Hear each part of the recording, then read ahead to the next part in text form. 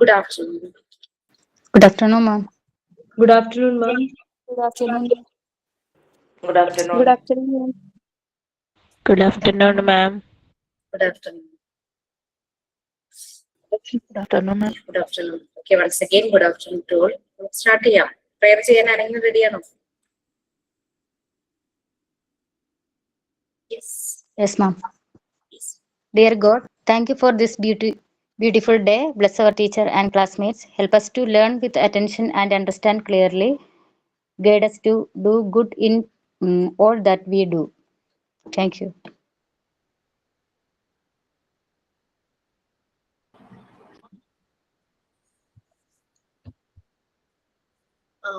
ഒരു കാര്യം 12 ബാച്ചിലുള്ളവരോട് നിങ്ങൾ ജസ്റ്റ് ഒന്ന് ആലോചിച്ചിട്ട് ഫോണറ്റിക്സിന്റെ ക്ലാസ് നിങ്ങൾക്ക് എന്നത്തേക്ക് വേണം എന്നൊന്ന് പറയണേ. അശ്വതി മിസ്സിന്റെ ഇംഗ്ലീഷ് എടുക്കുന്ന അശ്വതി മിസ്സിന്റെ കൺവീനിയൻസ് കൂടെ നോക്കണം. എന്നാലും നിങ്ങളുടെ ഒരു ഏതൊരു ഡേ ആണ് നിങ്ങൾക്ക് പറ്റുന്നത്, ടൈം പകല് ഈവനിങ് പറ്റില്ല കേട്ടോ, അതും കൂടെ ഒന്ന് പറയാം. ഫോർ 12th ബാച്ചിനോടാണേ. ബാക്കിയുള്ളവർക്ക് പതുക്കെ വരും. Okay fine. സോ നമ്മള് ടീച്ചേഴ്സിനെ എങ്ങനെ ഡെവലപ്പ് ചെയ്യാം, അവരുടെ റോൾസ് എന്തൊക്കെയാണ്, അങ്ങനെയുള്ള കാര്യങ്ങളാണ് പറഞ്ഞുകൊണ്ടിരുന്നത് അല്ലേ. So anyone is ready for doing seminar? Yes, last ക്ലാസ്സിൽ അങ്ങനെ പറഞ്ഞിട്ടുണ്ടായിരുന്നു. അറിയുന്നുണ്ടോ? Yes yes. ഹാൻഡ് റൈസ് ചെയ്തല്ലോ. ടോപ്പിക് ഞാൻ പറഞ്ഞു, പിന്നെ ആ ടോപ്പിക് വിട്ടിട്ട് ക്ലാസ് എടുക്കാന്ന് വിചാരിച്ചായിരുന്നു. പ്ലീസ്. ഇല്ലേ? Okay, no problem. മാം, ഞാൻ രേഷ്മയോട് ഞാൻ പറഞ്ഞിട്ടുണ്ടായിരുന്നു ഈ ഒരു ടോപ്പിക്. അപ്പൊ ആള് ഗ്യാപ്പ് നോക്കി കേറി പറയാന്ന് പറഞ്ഞിട്ടുണ്ടായിരുന്നു, പക്ഷെ അറിയില്ല എന്ത് പറ്റിയത്. രശ്മി അല്ലേ? രശ്മി അതെ. രശ്മി എന്ന് റിമൈൻഡ് ചെയ്യണം, കാരണം രശ്മി മറന്നു.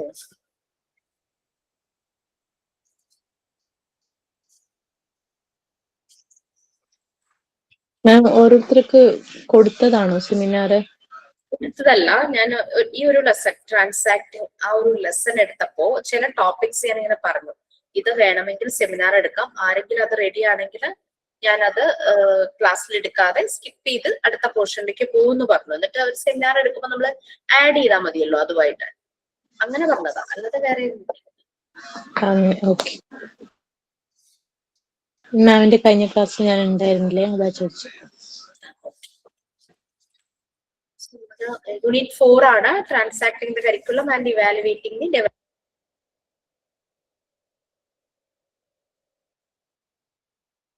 മിസ്, ഞാനും കഴിഞ്ഞ ക്ലാസ്സിലെ മിസ്സിന്റെ ഉണ്ടായില്ല, അത് കാരണം ഇത് എന്താണെന്നുള്ളത് അറിഞ്ഞില്ല.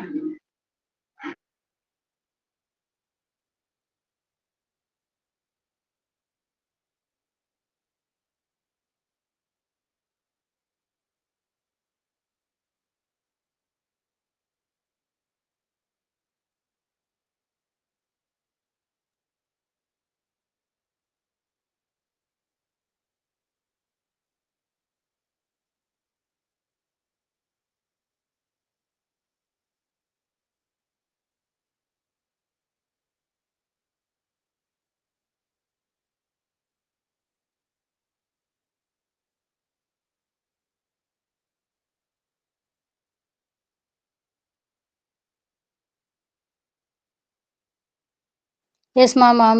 പറയുന്നൊന്നും കേൾക്കാൻ പറ്റുന്നില്ല. സൗണ്ട് കേൾക്കുന്നില്ല മാം.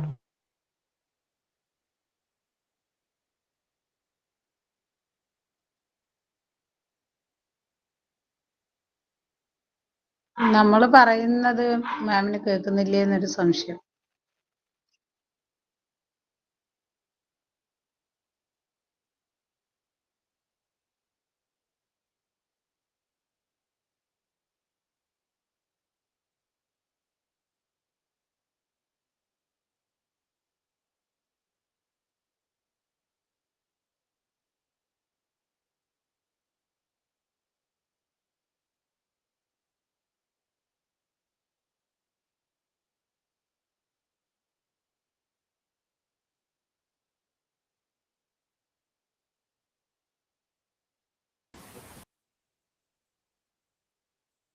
കേൾക്കാമോ? ഇപ്പൊ കേൾക്കാമോ? കേൾക്കാം. ഇത് പറ്റിയത് മൈക്ക് മ്യൂട്ടായി, വേറെ മൈക്ക് സെറ്റിംഗ്സിലേക്ക് മാറ്റിയതാ time. Okay. So transacting the curriculum and evaluating the developing teacher ആയിരുന്നു നമ്മൾ എടുത്തുകൊണ്ടിരുന്നത്. ഇനിയിപ്പം അക്കാദമിക് ഇയർ ഒക്കെ എൻഡ് ചെയ്യാൻ പോവാണ്. വെക്കേഷൻ ടൈം ആകുമ്പോൾ ടീച്ചറായിട്ട് വർക്ക് ചെയ്യുന്നവർക്ക് അറിയാം, അവർക്ക് ഒരു അപ്ഗ്രഡേഷൻ കോഴ്സും ക്ലാസ് ഒക്കെ ഉണ്ട്. ചിലതൊക്കെ വളരെ ക്വാളിറ്റിയോട് കൂടിയാണ് കൊടുക്കുന്നത്, ചിലത് മീൻസ് അതെല്ലാം നടത്താൻ വേണ്ടി ആ ഒരു രീതിയിൽ ചെയ്യാറുണ്ട്. ഓക്കെ, നമ്മൾ അതിന്റെ പല കാര്യങ്ങളും പറഞ്ഞു. നമ്മൾ എങ്ങനെയാണ്, എന്തെല്ലാം കാര്യങ്ങളാണ് ഒരു ഇൻസ്റ്റിറ്റ്യൂട്ടിൽ വരുന്നത്, അതിന്റെ ടോട്ടൽ ക്വാളിറ്റി വരുന്ന കാര്യങ്ങളും, പിന്നെ ടീച്ചേഴ്സിന് വേണ്ടുന്ന ട്രെയിനിങ് സെന്റേഴ്സും, ടീച്ചേഴ്സ് ടീച്ചിങ് മെത്തേഡ്സിൽ എന്തെല്ലാം ടൂൾസ് യൂസ് ചെയ്യാം. നമ്മൾ ഇതിനകത്ത് പറയുന്നുണ്ട്, നമ്മൾ ലോ കോസ്റ്റിലുള്ള ടൂൾസ്, നമ്മൾ മോണ്ടിസോറി മെത്തേഡിൽ നിങ്ങൾ കുറേ മെറ്റീരിയൽസ് ഉണ്ടാക്കി അല്ലെ. നമ്മളൊന്നും ഭയങ്കര എക്സ്പെൻസീവ് ആയിട്ടുള്ള മെറ്റീരിയൽസ് വാങ്ങി ചെയ്യണം എന്നൊന്നും പറഞ്ഞില്ല. ഈവൻ ദോ പിങ്ക് കവറൊക്കെ വുഡൻ ചെയ്തിട്ടുണ്ടെങ്കിലും നിങ്ങൾക്ക് അത്ര കോസ്റ്റ് ഒന്നും ആയിട്ടില്ല. സാധാരണ രീതിയിലുള്ള ഒരു പിങ്ക് കവർ വാങ്ങുന്ന എഫേർട്ട് കൂടുതൽ ഒരു പക്ഷെ എടുത്തിട്ടുണ്ടാവാം, പെയിന്റ് ചെയ്യാനും അങ്ങനെ ഇങ്ങനെയൊക്കെ ഉള്ളത്. നമ്മൾ പക്ഷെ അപ്പോഴും നമ്മൾ റിപ്ലിക്ക ഉണ്ടാക്കാനേ നമ്മൾ പറഞ്ഞിട്ടുള്ളൂ ചാർട്ട് പേപ്പർ വെച്ചിട്ട്. സോ അങ്ങനെയൊക്കെ നോക്കുമ്പോൾ നമ്മൾ ചെയ്ത മെറ്റീരിയൽസ് എല്ലാം ലെസ് കോസ്റ്റും ബെസ്റ്റ് ഔട്ട് ഓഫ് വേസ്റ്റും ചെറിയ ചെറിയ ക്രാഫ്റ്റ് വർക്കുകളും അങ്ങനെയുള്ള കാര്യങ്ങളൊക്കെ ആയിരുന്നു ചെയ്തത്. ഓക്കെ, അങ്ങനെയുള്ള കാര്യങ്ങൾ പറഞ്ഞു. പിന്നെ നമ്മൾ ഒരു ഇൻസ്റ്റിറ്റ്യൂട്ടിന്റെ വിഷൻ ഗോൾ അങ്ങനെ ഓരോ കാര്യങ്ങളും എന്താണെന്നുള്ള കാര്യം പറഞ്ഞു. പിന്നെ അസസ്മെന്റ്, പല രീതിയിലും നമുക്ക് അസസ്മെന്റ് നടത്താം, സെൽഫ് അനാലിസിസ് നടത്താം. നമ്മൾ എഡ്യൂക്കേഷൻ സൈക്കോളജിയിൽ ഇൻട്രോസ്പെക്ഷന്റെ കാര്യം പറഞ്ഞിട്ടുണ്ടായിരുന്നു അല്ലെ, പഠിക്കുന്ന സമയത്ത് സെൽഫ് അനാലിസിസ് ആണ്. അതുപോലെ തന്നെ നമുക്ക് കുട്ടികളുടെ പെർഫോമൻസ് അസസ്മെന്റ് നടത്താം. പലപ്പോഴും സാധാരണ രീതിയിലുള്ള ഒരു ട്രഡീഷണൽ വേയുള്ള അസസ്മെന്റ് ആണ് പലപ്പോഴും കുട്ടികളുടെ കാര്യം നടക്കാറ്. എക്സാംസ്, ടെസ്റ്റ് പേപ്പർ അങ്ങനെ കണ്ടക്ട് ചെയ്യും. ആക്ടിവിറ്റി ഓറിയന്റഡ് ആയിട്ടുള്ള അസസ്മെന്റ് ഒന്നും സാധാരണ വരാറില്ല. നിങ്ങൾക്കതൊക്കെ മാറി ചിന്തിക്കാം. അങ്ങനെയുള്ളൊരു ഒരു പ്ലാറ്റ്ഫോമിലാണ് നിങ്ങൾ വർക്ക് ചെയ്യുന്നതെങ്കിൽ, നിങ്ങൾക്ക് അവിടെ അതിനുള്ള ഫ്രീഡം ഉണ്ടെങ്കിൽ നിങ്ങൾക്ക് ആ ഒരു അസസ്മെന്റ് ഒക്കെ മാറ്റി ചെയ്യാം. ഈ +2 പഠിക്കുന്ന കുട്ടികൾക്ക് ഒരു ഇന്റർവെൻഷൻ നടത്തിയിരുന്ന സമയത്ത് സാർ എന്നോട് ഇവർക്ക് മാർക്ക് ഇടാൻ പറഞ്ഞു. ഇവരുടെ പല ഏരിയാസ്, പേഴ്സണൽ ഏരിയയും അവരുടെ സ്കിൽസും എല്ലാം കൂടെ നോക്കിയിട്ട് മാർക്ക് കൊടുക്കാൻ പറഞ്ഞു. അപ്പൊ ഞാൻ പറഞ്ഞു, സർ പൊതുവെ അവര് എക്സാമിനുള്ള മാർക്ക് പോലും അവർക്ക് വലിയ മൈൻഡ് ഒന്നുമില്ല. ഡിജിറ്റ്സ് കിട്ടിയാൽ, സിംഗിൾ ഡിജിറ്റ് കിട്ടിയാലൊന്നും അവരൊന്നും അത് ബാധിക്കുന്നില്ല, ആ ഒരു രീതിയിൽ കെയർ ചെയ്യുന്നില്ല. അപ്പൊ ഇത് കുറച്ചുകൂടെ അങ്ങനെ ലോ ലെവൽ ഉള്ള സ്റ്റുഡൻസും കൂടിയായിരുന്നു, അവരെ മുന്നിലേക്ക് കൊണ്ടുവരിക എന്നുള്ളതായിരുന്നു പ്രോജക്റ്റ്. ഞാൻ സർ മാർക്ക് കൊടുത്തതിന്റെ കാര്യമില്ല. അപ്പൊ സമയമില്ല, മാർക്ക് കൊടുക്കണം, ഒരു മാർക്ക് ഷീറ്റ് 100ൽ എത്ര മാർക്ക് അങ്ങനെ ഇങ്ങനെയൊക്കെ കൊടുക്കണം സാർ പറഞ്ഞെങ്കിൽ ഞാൻ സാറ് പറഞ്ഞതിനെ ആ ഒരു പേര് എനിക്കുള്ളതും കേട്ടോ, ഞാൻ അതിനെ കേട്ടില്ല. അതിന് പകരം സ്റ്റാർ റേറ്റിംഗ് കൊടുത്തു. നമുക്കറിയാം ഇവരൊക്കെ ഓൺലൈനിൽ പല കാര്യങ്ങളും നോക്കുന്നതും പർച്ചേസ് ചെയ്യുന്നതൊക്കെ ആയിരിക്കും. അവിടെ എല്ലാം ഓരോ പ്രോഡക്റ്റിന് സ്റ്റാർ റേറ്റിംഗ് ആണ് അല്ലെ, 5 സ്റ്റാർ ആണ് ഏറ്റവും കൂടുതൽ കിട്ടുന്നത്. അപ്പം സ്റ്റാർ റേറ്റിംഗ് കൊടുത്തു. സ്റ്റാർ റേറ്റിംഗ് കൊടുത്തു കഴിഞ്ഞപ്പം ഇവരത് ശ്രദ്ധിക്കാൻ തുടങ്ങി. അപ്പൊ അവര് സ്റ്റാർ റേറ്റിംഗ് കുറഞ്ഞ ഏരിയ നന്നാക്കാനായിട്ട് ശ്രമിച്ചു. അടുത്ത പ്രാവശ്യം എനിക്ക് 5 സ്റ്റാർ വേണം ആ ഒരു രീതിയിൽ. അവിടെ മാർക്കാണ് ഇട്ടിരുന്നെങ്കിൽ അവർ മൈൻഡ് ചെയ്യില്ലായിരുന്നു. അപ്പൊ അങ്ങനെ സ്റ്റാർ റേറ്റിംഗ് ആ ഒരു രീതിയിൽ അസസ്മെന്റിന്റെ ആ ഒരു ഷീറ്റില് നമ്മൾ മാർക്ക് സ്റ്റാർ റേറ്റിംഗ് കൊടുത്തപ്പോഴേക്കും കുട്ടികൾ വന്ന് ചോദിച്ചു, എന്തുകൊണ്ടാണ് എനിക്ക് ഇവിടെ ഒരു ഹാഫ് സ്റ്റാർ പോയത്, അങ്ങനെയൊക്കെ ഒന്ന് ചോദിച്ചു, 1 സ്റ്റാർ പോയത്. അപ്പൊ നമ്മൾ അത് അവർക്ക് നല്ല രീതിയിൽ തന്നെ എക്സ്പ്ലെയിൻ ചെയ്ത് കൊടുത്തപ്പോഴേക്കും അവർക്ക് പിന്നെ നെക്സ്റ്റ് അവരുടെ ഒരു എയിം അതായിരുന്നു, നെക്സ്റ്റ് ടൈം ഇനി അടുത്ത പ്രാവശ്യം എനിക്കത് ഫുൾ സ്റ്റാർ വാങ്ങും, ലൈക്ക് ആ രീതി. Page number please. ആ പേജ് എന്ന് പറഞ്ഞു കൊടുക്കും. സോട്ട് അനാലിസിസ് ഒക്കെ നമ്മൾ കഴിഞ്ഞതാണല്ലോ അല്ലെ. പേജ് 69-70 അല്ലെ. അതെ. നമ്മള് സ്കൂളിന്റെ ഡെവലപ്മെന്റിനും കുട്ടികളുടെ എഡ്യൂക്കേഷന്റെ ഡെവലപ്മെന്റിനും സ്കൂളില് ഒരു SDMC ഉണ്ടെന്ന് നമ്മൾ പറഞ്ഞു, school development and monitoring committee. അതുപോലെ തന്നെ കോളേജ് ആണെങ്കിൽ കോളേജ് അക്കാദമിക് സെൽ, CAC എന്നുള്ള കാര്യമുണ്ട്. നമ്മുടെ സ്കൂളുകളിൽ PTA ഉണ്ട് അല്ലെ, പാരന്റ് ടീച്ചർ അസോസിയേഷൻ. ടീച്ചറിന്റെ ഫോൺ നമ്പർ തരാമോ? ഷുവർ, എന്റെ ഫോൺ നമ്പർ ഇല്ലാത്ത ആൾട്ടോ ഈ ക്ലാസ്സില്.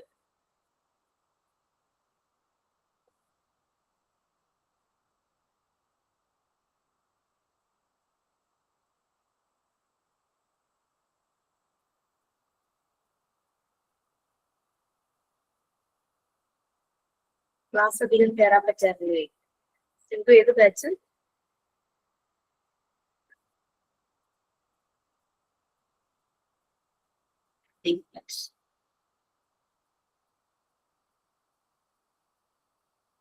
വൈവയുടെ കാര്യം പറയാനാണോ? 13 ബാച്ചിന് മൺഡേ ഓൺവേർഡ്സ് വൈവാന്ന് കേട്ടപ്പോ കുറെ പേരുടെ മെസ്സേജുകളും കോളുകളും വന്നു. അതുകൊണ്ട് ചോദിച്ചു. പാരന്റ്സ് കൗൺസിൽ സ്പെല്ലിംഗ് ഒന്ന് കറക്റ്റ് ചെയ്യാണ്ടോ? പേജ് നമ്പർ 69 മുകളിലുള്ള പാരഗ്രാഫ്. ഇതെല്ലാം ഡെവലപ്മെന്റിന് വേണ്ടിയിട്ട് ജോലി ഉണ്ടായിരുന്നു. ഓക്കെ സിമ്പിൾ പ്രോബ്ലം വിളിച്ചാൽ മതി. ഇനി നമ്മളുടെ ഇപ്പൊ നിങ്ങളുടെയൊക്കെ കുട്ടികളോ അല്ലെങ്കിൽ നിങ്ങൾക്ക് അറിയാവുന്ന ആരെങ്കിലും ഒക്കെ അല്ലെങ്കിൽ നിങ്ങൾ ടീച്ചിങ് പ്രാക്ടീസിൽ പോയപ്പോഴൊക്കെ അവിടെ സ്കൂളുകളിൽ കുട്ടികളെ അസസ് ചെയ്യാനുള്ള പല മെത്തേഡ്സും അവർ ഉപയോഗിക്കുന്നുണ്ടാവും. കോമൺലി യൂസ് ചെയ്യുന്നത് ടെസ്റ്റ് പേപ്പറും എക്സാംസും, മെയിൻ ആയിട്ടുള്ള എക്സാംസ്. ഇപ്പൊ നമ്മളും ഇവിടെ അസസ്മെന്റിന് നമ്മൾക്ക് തിയറി സൈഡിലും പ്രാക്ടിക്കൽ സൈഡിലും 2 രീതിയിലാണ് അസസ്മെന്റ് നടക്കുന്നത്. നമുക്ക് ടേം 1 ഉം ടേം 2 എക്സാമിനേഷൻസ് ഉണ്ട്.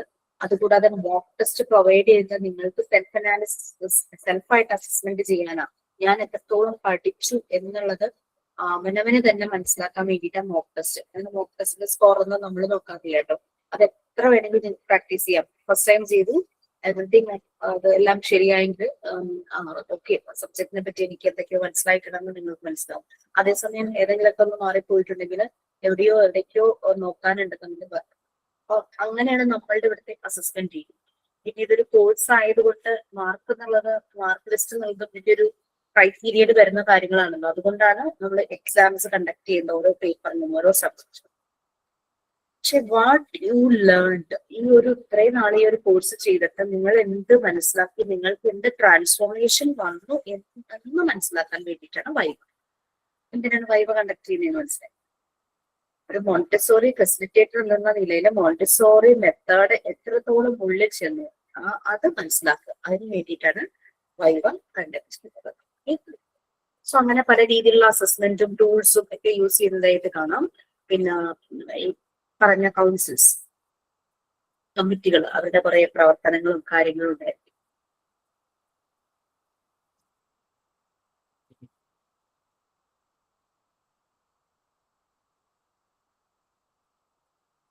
ഇതൊക്കെ തന്നെയാണ് പറയുന്നത്. ആ ഒരു സ്റ്റുഡന്റ് ഡെവലപ്മെന്റും ടീച്ചർ ഡെവലപ്മെന്റും സ്റ്റുഡൻസിന് വേണ്ടിയിട്ടുള്ള കുറെ കാര്യങ്ങൾ. നെക്സ്റ്റ്,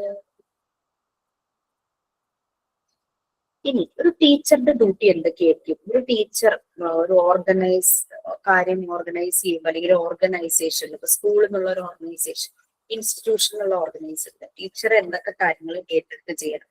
ടീച്ചറിന്റെ മെയിൻ ഉദ്ദേശം എന്താ? കുട്ടികൾക്ക് നോളജ്. ശബ്ദം കുറവുണ്ടോ? സ്ലോ ആയിട്ടാണോ കേൾക്കുന്നത്? എനിക്ക് കുറവുള്ള പോലെ. ആണോ? അല്ല അറിയില്ല കേട്ടാ. അല്ല പ്രോബ്ലം ഇല്ല. അതെ, ഡൗൺ ഞാൻ വിചാരിച്ചോ. ഒരു ടീച്ചർ എന്നുള്ള നിലയിൽ ഇപ്പൊ നിങ്ങൾ ടീച്ചിങ് പ്രാക്ടീസിൽ പോയി വർക്ക് ചെയ്തു, അങ്ങനെയുള്ള രീതിയിലൊക്കെ നിങ്ങൾക്ക് കുറെ മനസ്സിലായിട്ടുണ്ടാവും നമ്മളുടെ റോൾ എന്താകുന്നത്.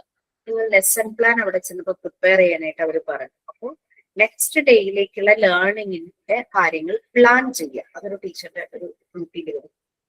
പ്ലാൻ ചെയ്താൽ മാത്രം പോരാ, അത് നമ്മൾ ഇംപ്ലിമെന്റ് ചെയ്യണം, അപ്ലൈ ചെയ്യണം അല്ലെ. കുട്ടികളെ നെക്സ്റ്റ് ഡേ നമ്മൾ പഠിപ്പിക്കണം. അത് പിന്നെ ഇവാലുവേഷൻ, ആ ഒരു ലേണിംഗ് പ്രോസസ്സിലൂടെ കുട്ടികൾ കടന്നു പോയപ്പോൾ കിട്ടിയ ഔട്ട്കം, റിസൾട്ട്, ഈ കാര്യങ്ങൾ ഇത്രയും ചെയ്തിട്ടില്ല. അത് ചിലപ്പോൾ റിപ്പോർട്ട് ആക്കിയിട്ടുണ്ടാവും. പല ഇൻസ്റ്റിറ്റ്യൂട്ടുകൾക്ക് പല മോഡൽസ് ആണ് ലെസൺ പ്ലാനിങ്. മോണ്ടിസോറി മെത്തേഡിന്റെ ഒരു വ്യത്യാസം എന്ന് പറഞ്ഞു കഴിഞ്ഞാൽ അതിനകത്ത് ലെസൺ പ്ലാനിങ്, അവിടെ ടീച്ചിങ് മാനുവലാണ്. അവിടെ സ്റ്റുഡൻറ് സെന്റേർഡ് ലേണിംഗ് ആണല്ലോ. അപ്പം സ്റ്റുഡൻസ് എന്താണോ ഡിമാൻഡ് ചെയ്യുന്നത് അത് ആ ഇൻസ്റ്റന്റിൽ നമ്മൾ ചെയ്യുക. ഡാൻസ് ചെയ്യണം എന്ന് പറഞ്ഞു കഴിഞ്ഞാൽ നമ്മൾ ഡാൻസ് ചെയ്യുക. അവർക്ക് പാട്ട് വേണമെന്ന് പറഞ്ഞാൽ നമ്മൾ ആക്ഷൻ സോങ്ങിലൂടെയോ അല്ലാതെ റൈംസിലൂടെയോ നമ്മൾ പോകും. അവർക്ക് പുറത്ത് ഔട്ട്ഡോറിൽ പോയിട്ട് ചെടി നടന്നവർക്ക്. അതുകൊണ്ടാണ് മോണ്ടിസോറി മെത്തേഡില് ശരിക്കും ടീച്ചിങ് മാനുവൽ ഇല്ലാത്ത. പക്ഷെ ഇപ്പൊ മോണ്ടിസോറി കോഴ്സസ് നടത്തുമ്പോൾ എല്ലാവരും ലെസൺ പ്ലാനും കൂടെ അതിന്റെ ഭാഗമായിട്ട് ആഡ് ചെയ്യുന്നുണ്ട്. പ്യുവർ മോണ്ടിസോറി മെത്തേഡിലുള്ള കോഴ്സ് ആണെങ്കിൽ പോലും അതിന് ശരിക്കും ലെസൺ പ്ലാൻ ഇല്ല. അതാണ് പലരും ലെസൺ പ്ലാൻ ചോദിക്കുമ്പോൾ ഞാൻ അത്ര എക്സ്പ്ലെയിൻ ചെയ്തത്. പക്ഷെ നമുക്ക് ചെല്ലുന്ന സ്കൂളുകളിൽ അവര് ഡിമാൻഡ് ചെയ്യും നിങ്ങൾ ലെസൺ പ്ലാൻ റെഡിയാക്കി കൊണ്ടുവരണം. അതൊക്കെ ഒരു ട്രഡീഷണൽ സ്കൂൾ ആയതുകൊണ്ടും ട്രഡീഷണൽ ടീച്ചേഴ്സ് എന്നുള്ള രീതിയിലായതുകൊണ്ടാണ് അങ്ങനെ പറയുന്നത്. അപ്പൊ നമുക്കൊന്നുമില്ലെങ്കിൽ അവരോട് ചോദിക്കാം, നിങ്ങൾക്ക് ഫോർമാറ്റ് ഉണ്ടോ ചോദിക്കാം, ആ രീതിയിൽ മുന്നോട്ട് പോകാം. അല്ലെങ്കിൽ നമ്മൾ തന്നെ സിമ്പിൾ ആയിട്ടൊരു KG സെഷനും ചെറിയ ക്ലാസ്സുകളൊക്കെ ആയിരിക്കുമല്ലോ, സിമ്പിൾ ആയിട്ടൊരു ലെസൺ പ്ലാൻ പ്രിപ്പയർ ചെയ്യാം. ഞാനൊരു മോഡൽ പ്രിപ്പയർ ചെയ്യുന്നത് വിചാരിക്കും, പക്ഷെ സമയം കിട്ടാത്തതിന്റെ സമയത്തിന്റെ കുറവുകൊണ്ടാണ് പലപ്പോഴും പറ്റാത്തത്. അതേസമയം ടീച്ചിങ് മാനുവൽ ഇങ്ങനെ ഒരു സിമ്പിൾ ഫോർമാറ്റ് ആയിരുന്നു, നമുക്ക് വളരെ ഈസി ആയിട്ട് അത് ഒരു ഡയറി എഴുതുന്ന പോലെ എഴുതാൻ പറ്റും. ടീച്ചർ ഒരു ഓർഗനൈസർ ആണ് ശരിക്കും ഇങ്ങനെയുള്ള ലേണിംഗ് പ്ലാൻ ചെയ്ത ലേണിംഗ് ഇംപ്ലിമെന്റ് ചെയ്യുന്നു, അതിന്റെ ഔട്ട്കം അതായത് ഇവാലുവേഷൻ നടത്തുന്നു. ടീച്ചിങ് മാനുവലിൽ നമ്മൾ ആ ഔട്ട്കം എൻജോയ് ചെയ്യുവാണ്. നെക്സ്റ്റ് ഡേ നമ്മൾ അതിനനുസരിച്ചായിരിക്കും നമ്മുടെ മനസ്സിലുണ്ടാവുക. ഇന്ന് അവരെന്ത് ചെയ്തു അതിന് ബേസ് ചെയ്ത് ലെസൺ പ്ലാനിലും അങ്ങനെ തന്നെയാണ്. ഇന്നത്തെ കൊടുക്കും പക്ഷെ ഒരു വീക്കിലേക്ക് ഒരു മാസത്തേക്ക് ഉള്ളതാണെങ്കിൽ അത് തന്നെ നിങ്ങൾ ഫോളോ ചെയ്യേണ്ടതായിട്ട് വരും. പക്ഷെ ടീച്ചിങ് മാനുവൽ വെച്ച് നമ്മൾ ഫോളോ ചെയ്യുവാണെങ്കിൽ നമ്മൾ ഇന്ന് കൊടുത്തപ്പോൾ ഒരു ഇൻട്രസ്റ്റ് കൂടുതൽ കാണിച്ച് നാളെയും ചെയ്യണം എന്ന് അവർ തന്നെ ഡിമാൻഡ് ചെയ്തിട്ടുണ്ടെങ്കിൽ നമ്മൾ നാളെയും അതെന്നുള്ള രീതിയിലായിരിക്കും പോകുന്നത്. പിറ്റേ ദിവസം ചെല്ലുമ്പോൾ അവർ പറയും ഇന്നലെ ചെയ്തത് വീട്ടിൽ ചെയ്യണമെന്ന് പറഞ്ഞാൽ നമ്മളത് അത് തന്നെ കണ്ടിന്യൂ ചെയ്യും. ടീച്ചർക്ക് ഒരു ഓർഗനൈസ് ചെയ്യുന്ന ഒരു റോളാണ്. അങ്ങനെ ടീച്ചർമാരുടെ കുറെ റോൾസ് ആണ് കേട്ടോ നമ്മൾ ഇനി കാണാൻ പോകുന്നത്. അപ്പൊ അത് ക്ലാസ് റൂമിന്റെ സ്ട്രക്ചറിൽ അതില് ആവശ്യമാണ്. എന്തെല്ലാം കാര്യങ്ങളാണ് അത് എയിം ചെയ്യുന്നതാണ്. അത് നമുക്ക് പലപ്പോഴും സ്കൂളാണെങ്കിലും ക്ലാസ് റൂം ആണെങ്കിലും ലിമിറ്റേഷൻസ് ഉണ്ടാവും. പക്ഷെ ആ ലിമിറ്റേഷൻസിൽ നിന്നുകൊണ്ട് തന്നെ ആ ക്ലാസിന്റെ ഒരു ഗോൾ അല്ലെങ്കിൽ മിഷൻ ഉണ്ടെങ്കിൽ ആ മിഷൻ അച്ചീവ് ചെയ്യാൻ വേണ്ടുന്ന കാര്യങ്ങൾ സപ്പോർട്ട് ചെയ്യുക എന്നുള്ളതാണ് ടീച്ചറുടെ ഒരു ഓർഗനൈസർ എന്നുള്ള രീതിയിൽ ടീച്ചറുടെ റോൾ അവിടെ വരുന്നത്. സ്കൂളിനും ക്ലാസ് റൂമിനും വളരെയധികം ലിമിറ്റേഷൻസ് ഉണ്ടാകും. എന്നാലും ആ ഒരു ലിമിറ്റേഷൻസ് കൺസ്ട്രൈൻസിൽ നിന്നുകൊണ്ട് ആ ഒരു അച്ചീവ്മെന്റ് ക്ലാസ് റൂമിന്റെ മിഷൻ, ഒരു ക്ലാസ്സിൽ 30 കുട്ടികളുണ്ട്, 30 കുട്ടികളും ആ ഒരു ടീച്ചറുടെ സബ്ജക്ട് മലയാളമാണെന്ന് വിചാരിച്ചു, 30 കുട്ടികൾക്കും മലയാളത്തിന് നല്ല മാർക്ക് അവർക്ക് കിട്ടണം. ആ രീതിയിൽ ടീച്ചർ പല ആക്ടിവിറ്റീസിലൂടെ മലയാളം എന്നുള്ള സബ്ജക്ട് വരെ പഠിപ്പിക്കുവാണ്. സോ മിഷൻ അതാണ്, നല്ല മാർക്ക് ഫൈനൽ എക്സാമിന് മലയാളത്തിന് കൊണ്ടുവരിക എന്നുള്ളത്. ഞാൻ സക്സസ് ആയിട്ടുണ്ട് ആ ഒരു കാര്യത്തിൽ. ഞാൻ എടുക്കുന്ന സബ്ജക്ട്സിന് ഈവൻ കുട്ടികൾ ഫെയിൽ ആവുകയാണെങ്കിലും എന്റെ സബ്ജക്ട്സിന് ഒരു പാസ് ആവാറുണ്ടായിരുന്നു. പ്രിൻസിപ്പൽ ഭയങ്കരമായിട്ട് അത് അപ്രീഷിയേറ്റ് ചെയ്യുക. അപ്പൊ അങ്ങനെ ഒരു അത് പലപ്പോഴും ചില സമയത്ത് ഈ പെർമനന്റ് സ്റ്റാഫ് ഉണ്ടാവുമല്ലോ, അവരേതായിട്ട് പറയുന്നതല്ല കേട്ടോ, അവർ ഏറ്റവും ഈസി ആയിട്ടുള്ള സബ്ജക്റ്റ് ഒക്കെയാണ് സെലക്ട് ചെയ്തിട്ട് ബാക്കി വരുന്നതാണ് ഞങ്ങൾ ഗസ്റ്റ് ലെക്ചേഴ്സിന് വരുന്നത്. അപ്പോൾ ഡിഗ്രിക്ക് വർക്ക് ചെയ്യുന്ന സമയത്തായിരുന്നു. അപ്പൊ നമ്മൾ സ്ട്രഗിൾ ചെയ്ത് ഇവരെ പഠിപ്പിക്കണം. അപ്പം അവിടെ ഒരു കണക്ഷനും കൂടി ഉണ്ടാവുകയാണ് കുട്ടികളുമായിട്ട്. ഇമോഷണലി നമ്മൾ ഭയങ്കരമായിട്ട് കണക്റ്റഡ് ആവും. ഗസ്റ്റ് ലെക്ചേഴ്സുമായിട്ട് കുട്ടികൾ അത്ര പെട്ടെന്ന് കണക്റ്റഡ് ആകാറില്ല. അപ്പൊ ഗസ്റ്റ് ലെക്ചേഴ്സായിട്ടായും മറ്റേ പെർമനന്റ് സ്റ്റാഫ് എന്ന് പറഞ്ഞു കഴിഞ്ഞാൽ അവര് കൂടുതൽ സമയം ലീവ് എടുക്കും. എവറി ഡേ കാണുന്നത് ഞങ്ങളെയാണല്ലോ ഈ കുട്ടികൾ. അവർക്ക് നമ്മളോട് ഭയങ്കര പിന്നെ ഏജ് വൈസും എന്നായിരിക്കും. അപ്പൊ അങ്ങനെ ഇങ്ങനെയൊക്കെ നോക്കുമ്പോൾ അവരുടെ ഒരു ടെമ്പോ ആയിട്ട് മാച്ച് ചെയ്തു. അപ്പൊ അങ്ങനെ ഈ ഭയങ്കര ടഫ് എടുക്കാൻ പറ്റാത്തൊക്കെ ആയിരിക്കും നമുക്ക് ലാസ്റ്റ് കിട്ടുന്ന സബ്ജക്ട്. അങ്ങനെ പിന്നെ അത് അവരെ പഠിപ്പിക്കുക എന്നുള്ളതാണ് നമ്മുടെ പിന്നത്തെ ടാസ്ക്. പിള്ളേരും അതിനനുസരിച്ച് മോജാവും. അപ്പൊ എങ്ങനെയായാലും എല്ലാരെയും നമുക്ക് പാസ്സാക്കാനായിട്ട് പറ്റും. അത് എല്ലാ ഗസ്റ്റ് ലെക്ചേഴ്സിന്റെ ഒരു കാര്യങ്ങൾ അങ്ങനെ തന്നെയായിരിക്കും കേട്ടോ. പിന്നെ സ്കൂള് പല ആക്ടിവിറ്റീസ് പ്ലാൻ ചെയ്യും. സ്പോർട്സ്, ടീച്ചേഴ്സ് ഡേയുടെ അങ്ങനെ എന്തെങ്കിലും പ്രോഗ്രാം, അതുപോലെ തന്നെ ആർട്സ്, അതുപോലെ ആനുവൽ ഡേ, എന്തെങ്കിലും ക്വിസ് കോമ്പറ്റീഷൻ, അല്ലെങ്കിൽ ഏതെങ്കിലും സബ്ജക്ട് റിലേറ്റഡ് അതിന്റെ ക്ലബിന്റെ activities, food fest, reading day, അങ്ങനെ കുറെ കാര്യങ്ങൾ സ്കൂള് പ്ലാൻ ചെയ്യുമല്ലോ.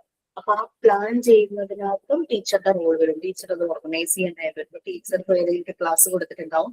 അപ്പൊ ആ ക്ലാസ് റൂം അതർ ഇത് റിലേറ്റഡ് ആയിട്ട് ആക്ടിവിറ്റീസിന്റെ കാര്യങ്ങൾക്ക് ആ ടീച്ചർ ആയിരിക്കും ആ ക്ലാസ്സിലെ കാര്യങ്ങളെല്ലാം ചെയ്തു കൊടുക്കുന്നത്. അപ്പൊ അങ്ങനെ അത് എഫക്റ്റീവായിട്ട് പ്ലാൻ ചെയ്ത് നല്ലൊരു ആക്ഷനിലേക്ക് എത്തിക്കുക ഈ റോളും ടീച്ചേഴ്സിനുണ്ട്. ഈ ഒരു ആനുവൽ ഡേയുടെ സമയത്ത് ടീച്ചിങ് പ്രാക്ടീസിന് പോയ പലരും അത് എക്സ്പീരിയൻസ് ചെയ്തിട്ടുണ്ടാവും. അവർ ചിലപ്പം ആ ആനുവൽ ഡേക്ക് വേണ്ടിയിട്ട് കുറെ കാര്യങ്ങൾ ചെയ്തു കൊടുക്കേണ്ടതായിട്ട് വരും. എക്സാം നടത്തുന്ന സമയത്ത് എക്സാം ഡ്യൂട്ടി ചെയ്യേണ്ടതായിട്ട് വരും. സ്കൂള് നമ്മൾക്ക് ആ ഒരു സബ്ജക്ട് മാത്രം പഠിപ്പിച്ച് തിരിച്ചു പോവാന്നുള്ളതല്ല, സ്കൂളിൽ നടത്തുന്ന എല്ലാ പ്രോഗ്രാംസും നമുക്ക് പ്ലാൻ ചെയ്യേണ്ടതായിട്ട് വരും. അത് ആക്ഷനിലേക്ക് കൊണ്ടുവരേണ്ടതായിട്ട് വരും. അതൊരു വല്ലാത്തൊരു പൊട്ടൻഷ്യൽ തന്നെയാണല്ലേ. കാരണം അത്രയും ടാസ്കുകളാണ് അവർക്കുള്ളത്. അത്രയും ടാസ്ക് അവരത് ചെയ്തു പോകണം ആ ഒരു ക്ലാസ് റൂമിൽ പവർഫുൾ രീതിയിൽ തന്നെ. പിന്നെ ക്ലാസ് റൂമിന്റെ ക്ലൈമറ്റ് അത് വളരെ പോസിറ്റീവ് ആക്കാവുന്നതാണ്. അത് ശരിയാക്കിയെടുക്കുക. ഒരു പോസിറ്റീവ് ക്ലാസ് റൂം ക്ലൈമറ്റ് ഉണ്ടാക്കിയെടുക്കുക. അതും ടീച്ചറുടെ മിടുക്ക് തന്നെയാണ്. ആ എക്സിക്യൂട്ട് ചെയ്യുന്ന പ്ലാൻ, ആക്ഷൻസ് എല്ലാത്തിനെയും കണക്ട് ചെയ്തിട്ടായിരിക്കും ക്ലാസ് റൂമിലെ ക്ലൈമറ്റ് വരിക. കുട്ടികൾ തമ്മിലുള്ള റിലേഷൻഷിപ്പിൽ എന്തെങ്കിലും ഒരു കോൺഫ്ലിക്ട്സ് ഉണ്ടായാൽ അത് സോർട്ട് ഔട്ട് ചെയ്യേണ്ടതും ഒക്കെ ടീച്ചറുടെ ജോലിയായിരിക്കും. അപ്പൊ അങ്ങനെ സ്റ്റുഡൻസിന്റെ ലേണിംഗ് നല്ലൊരു രീതിയിൽ കൊണ്ടുപോവുക, അത് മാനേജ് ചെയ്യുക, ടൈം മാനേജ് ചെയ്യുക. നമുക്കൊരു ചിലപ്പോൾ പെട്ടെന്നൊക്കെ ഉണ്ടാകുന്ന അവധികൾ കാരണം കുറെ അവേഴ്സ് ഒക്കെ പോയി. അപ്പൊ അങ്ങനെയൊക്കെ ടൈം മാനേജ് ചെയ്ത് നല്ല രീതിയിൽ കുട്ടികൾക്ക് ലേണിംഗ് കൊടുക്കും. അപ്പൊ പൊതുവെ സ്കൂളുകളിൽ കണ്ടുവരുന്ന ഒരു ട്രെൻഡ് എന്ന് പറഞ്ഞു കഴിഞ്ഞാല് കുട്ടികളെല്ലാം ട്യൂഷന് പോകും. ഒരു ടീച്ചർ പറഞ്ഞിട്ടുണ്ടെന്ന് തോന്നുന്നു, ടീച്ചർ വായിന്നറിയാതെ വന്നതാണ്, സിലബസ് കംപ്ലീറ്റ് ചെയ്യുക. പിള്ളേരൊക്കെ എന്തായാലും ട്യൂഷനൊക്കെ പോകുന്നുണ്ട്, അവര് പഠിച്ചോളൂ. അപ്പൊ ആക്ച്വലി ടീച്ചറുടെ റോൾ എന്താന്നുള്ളത് അങ്ങ് പോയി. അപ്പൊ ടീച്ചർ പറഞ്ഞതാ പിള്ളേരെ എന്തായാലും ട്യൂഷനൊക്കെ പോകുന്നുണ്ട്, അപ്പൊ അവര് പഠിച്ചോളൂ, പോർഷൻ വേഗം തീർക്കും. ഞാൻ എന്തോ അവർക്ക് കൊടുക്കുന്നു എന്നുള്ളതിനെ പറ്റി ആ ടീച്ചർ ബോധർ ചെയ്യുന്നില്ല. 1 lakh സാലറി കിട്ടും. അങ്ങനെ ഒരു ഹയർ സെക്കൻഡറി സ്കൂളിൽ ഒരു ടീച്ചർ പറഞ്ഞതായിരുന്നു. അത്രയും സാലറി വാങ്ങുമ്പോൾ ഇവർക്ക് ഇതൊന്നും തോന്നില്ലെന്നാ ഞാൻ ആലോചിക്കുന്നത്. ഗവൺമെന്റ് ആണോ? എയ്ഡഡ് സ്കൂളാണ്. സാലറി ഗവൺമെന്റ് ആണല്ലോ അപ്പൊ കൊടുക്കുന്നത്. മാനേജ്മെന്റ് ആണെങ്കിൽ സാലറി കൊടുക്കുന്നത് ഗവൺമെന്റ് ആണല്ലോ. അപ്പൊ അതന്നെ ഗവൺമെന്റ് സ്കൂളിലാണ് പൊതുവെ. നമ്മുടെ കോളേജ് പഠിക്കുന്ന സമയത്ത് നമ്മളൊരു സാറ് പറഞ്ഞ എനിക്ക് ഓർമ്മയുണ്ട്, നിങ്ങൾ പഠിച്ചാലും പഠിച്ചില്ലെങ്കിൽ ഒരു പ്രോബ്ലം ഇല്ല, എനിക്ക് 1.5 ലക്ഷത്തിന്റെ അധികം ശമ്പളം, വീട്ടിലിരുന്നാലും നമുക്ക് അവിടെ എത്തും, അതുകൊണ്ട് വേണമെങ്കിൽ പഠിച്ചോന്ന് പറഞ്ഞൊരു വാക്ക് ഇപ്പോഴും ഓർമ്മയുണ്ട്. അവര് PhD ഒക്കെ പോകുമ്പോ അവർക്ക് സാലറി അവിടെ എത്തും. ഈ അവര് PhDക്ക് എനിക്ക് തോന്നുന്നു PhDക്ക് പോയി കഴിയുമ്പോഴാന്ന് തോന്നുന്നു ഇവരുടെ ആ ഒരു എത്തിക്സിൽ ചേഞ്ചസ് വരുന്നത്. PhDയില് ഭയങ്കര ബ്രൈബിങ് ആണ്. ആ ഗൈഡിന് എന്തൊക്കെ ഫെസിലിറ്റീസ് കൊടുക്കണോ അതെല്ലാം കൊടുക്കണം. എന്റെ ഫ്രണ്ട് MCA കഴിഞ്ഞിട്ട് PhD എടുത്തത് പറഞ്ഞത് അറിയാട്ടോ. ഗൈഡ് അസസ്മെന്റിനോ വൈവയ്ക്ക് എന്തോ വരുമ്പോൾ ഫ്ലൈറ്റ് ടിക്കറ്റ് ബുക്ക് ചെയ്ത് കൊടുക്കണം. അത് വന്നു കഴിഞ്ഞ് കഴിഞ്ഞാൽ അവർക്ക് താമസിക്കാനുള്ള സൗകര്യം, ഷോപ്പിങ്ങിന് പോകുമ്പോൾ അതിന്റെ ചെലവ്, അങ്ങനെയൊക്കെ ചെയ്യുന്ന. അപ്പൊ അങ്ങനെ ആകുമ്പോഴേക്കും അവർക്ക് അവരുടെ ആ എത്തിക്സേ പോകും ഒരു ടീച്ചർ. അപ്പൊ ഇത്രയും നഷ്ടം വന്നത് എങ്ങനെ ഇങ്ങനെ തിരിച്ചു പിടിക്കുക എന്നുള്ളതായിരിക്കും പിന്നെ അവരുടെ ഒരു രീതി. ആ രീതിയിലേക്ക് അങ്ങ് മാറിപ്പോകും.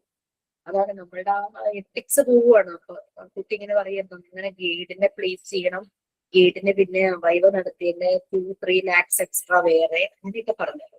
അപ്പൊ എനിക്ക് ഭയങ്കര താല്പര്യമായിരുന്നു ചൈൽഡ് ഡെവലപ്മെന്റിന്റെ PhD എടുക്കണം എന്നുള്ളത്. അതുകൊണ്ട് ഞാൻ പിന്നെ അതങ്ങ് ഉപേക്ഷിച്ചു, അത് ഇങ്ങനെ വെച്ചു. മാം എന്താ പറഞ്ഞത്, PhD എടുക്കാൻ നമ്മൾ ഒരുപാട് പൈസ ചെലവാക്കണം എന്നാ? അങ്ങനെ കിട്ടുന്ന ഗൈഡിനനുസരിച്ചിരിക്കും കേട്ടോ. ഭയങ്കരമായിട്ട് ഡിമാൻഡ് ചെയ്യുന്ന ഒരാളാണെങ്കിൽ അയാളുടെ ട്രാവലിംഗ് പിന്നെ സ്റ്റേ ചെയ്യുന്നത് അതൊക്കെ പിന്നെ പോട്ടെ, നമ്മുടെ ആവശ്യത്തിന് അവർ വന്ന് വൈവയ്ക്ക് വരും. ഇപ്പൊ നമ്മളൊരിടത്തൊരു ഇൻസ്റ്റിറ്റ്യൂട്ടിൽ വർക്ക് ചെയ്യുകയാണെങ്കിൽ അവർ അവിടെ വരും, അവിടെ വന്നിട്ട് എന്തോ അസസ് ചെയ്യുന്നു തോന്നുന്നു. അങ്ങനെ ആ കുട്ടി എന്നോട് പറഞ്ഞത്. അപ്പൊ ഈ കുട്ടി വർക്ക് ചെയ്യണത് ബാംഗ്ലൂരും കോയമ്പത്തൂരുള്ള ഗൈഡുമായിരുന്നു. അപ്പൊ കോയമ്പത്തൂരിൽ നിന്ന് ബാംഗ്ലൂർ വരുന്നതിന് ഫ്ലൈറ്റ് ചാർജ്, പിന്നെ താമസിക്കാനുള്ള സൗകര്യം, പിന്നെ ഷോപ്പിങ്ങിന് കൊണ്ടുപോകണം, അങ്ങനത്തെ കാര്യങ്ങളൊക്കെ. അപ്പൊ താമസവും വരുന്നത് ട്രാവലിങ്ങും പോട്ടെ, ഷോപ്പിങ്ങിന് സാധനങ്ങൾ വാങ്ങിച്ചു കൊടുക്കണം എന്ന് പറഞ്ഞു കഴിഞ്ഞാൽ പിന്നെ അത് കൂടാതെ ആളുടെ ഫീസ് അതും ഉണ്ട്. അങ്ങനെ ചില ഗൈഡുകൾ മാത്രമേ അങ്ങനെ ഉണ്ടാവുള്ളൂ, എല്ലാവരും അങ്ങനെ ആവണമെന്നില്ല.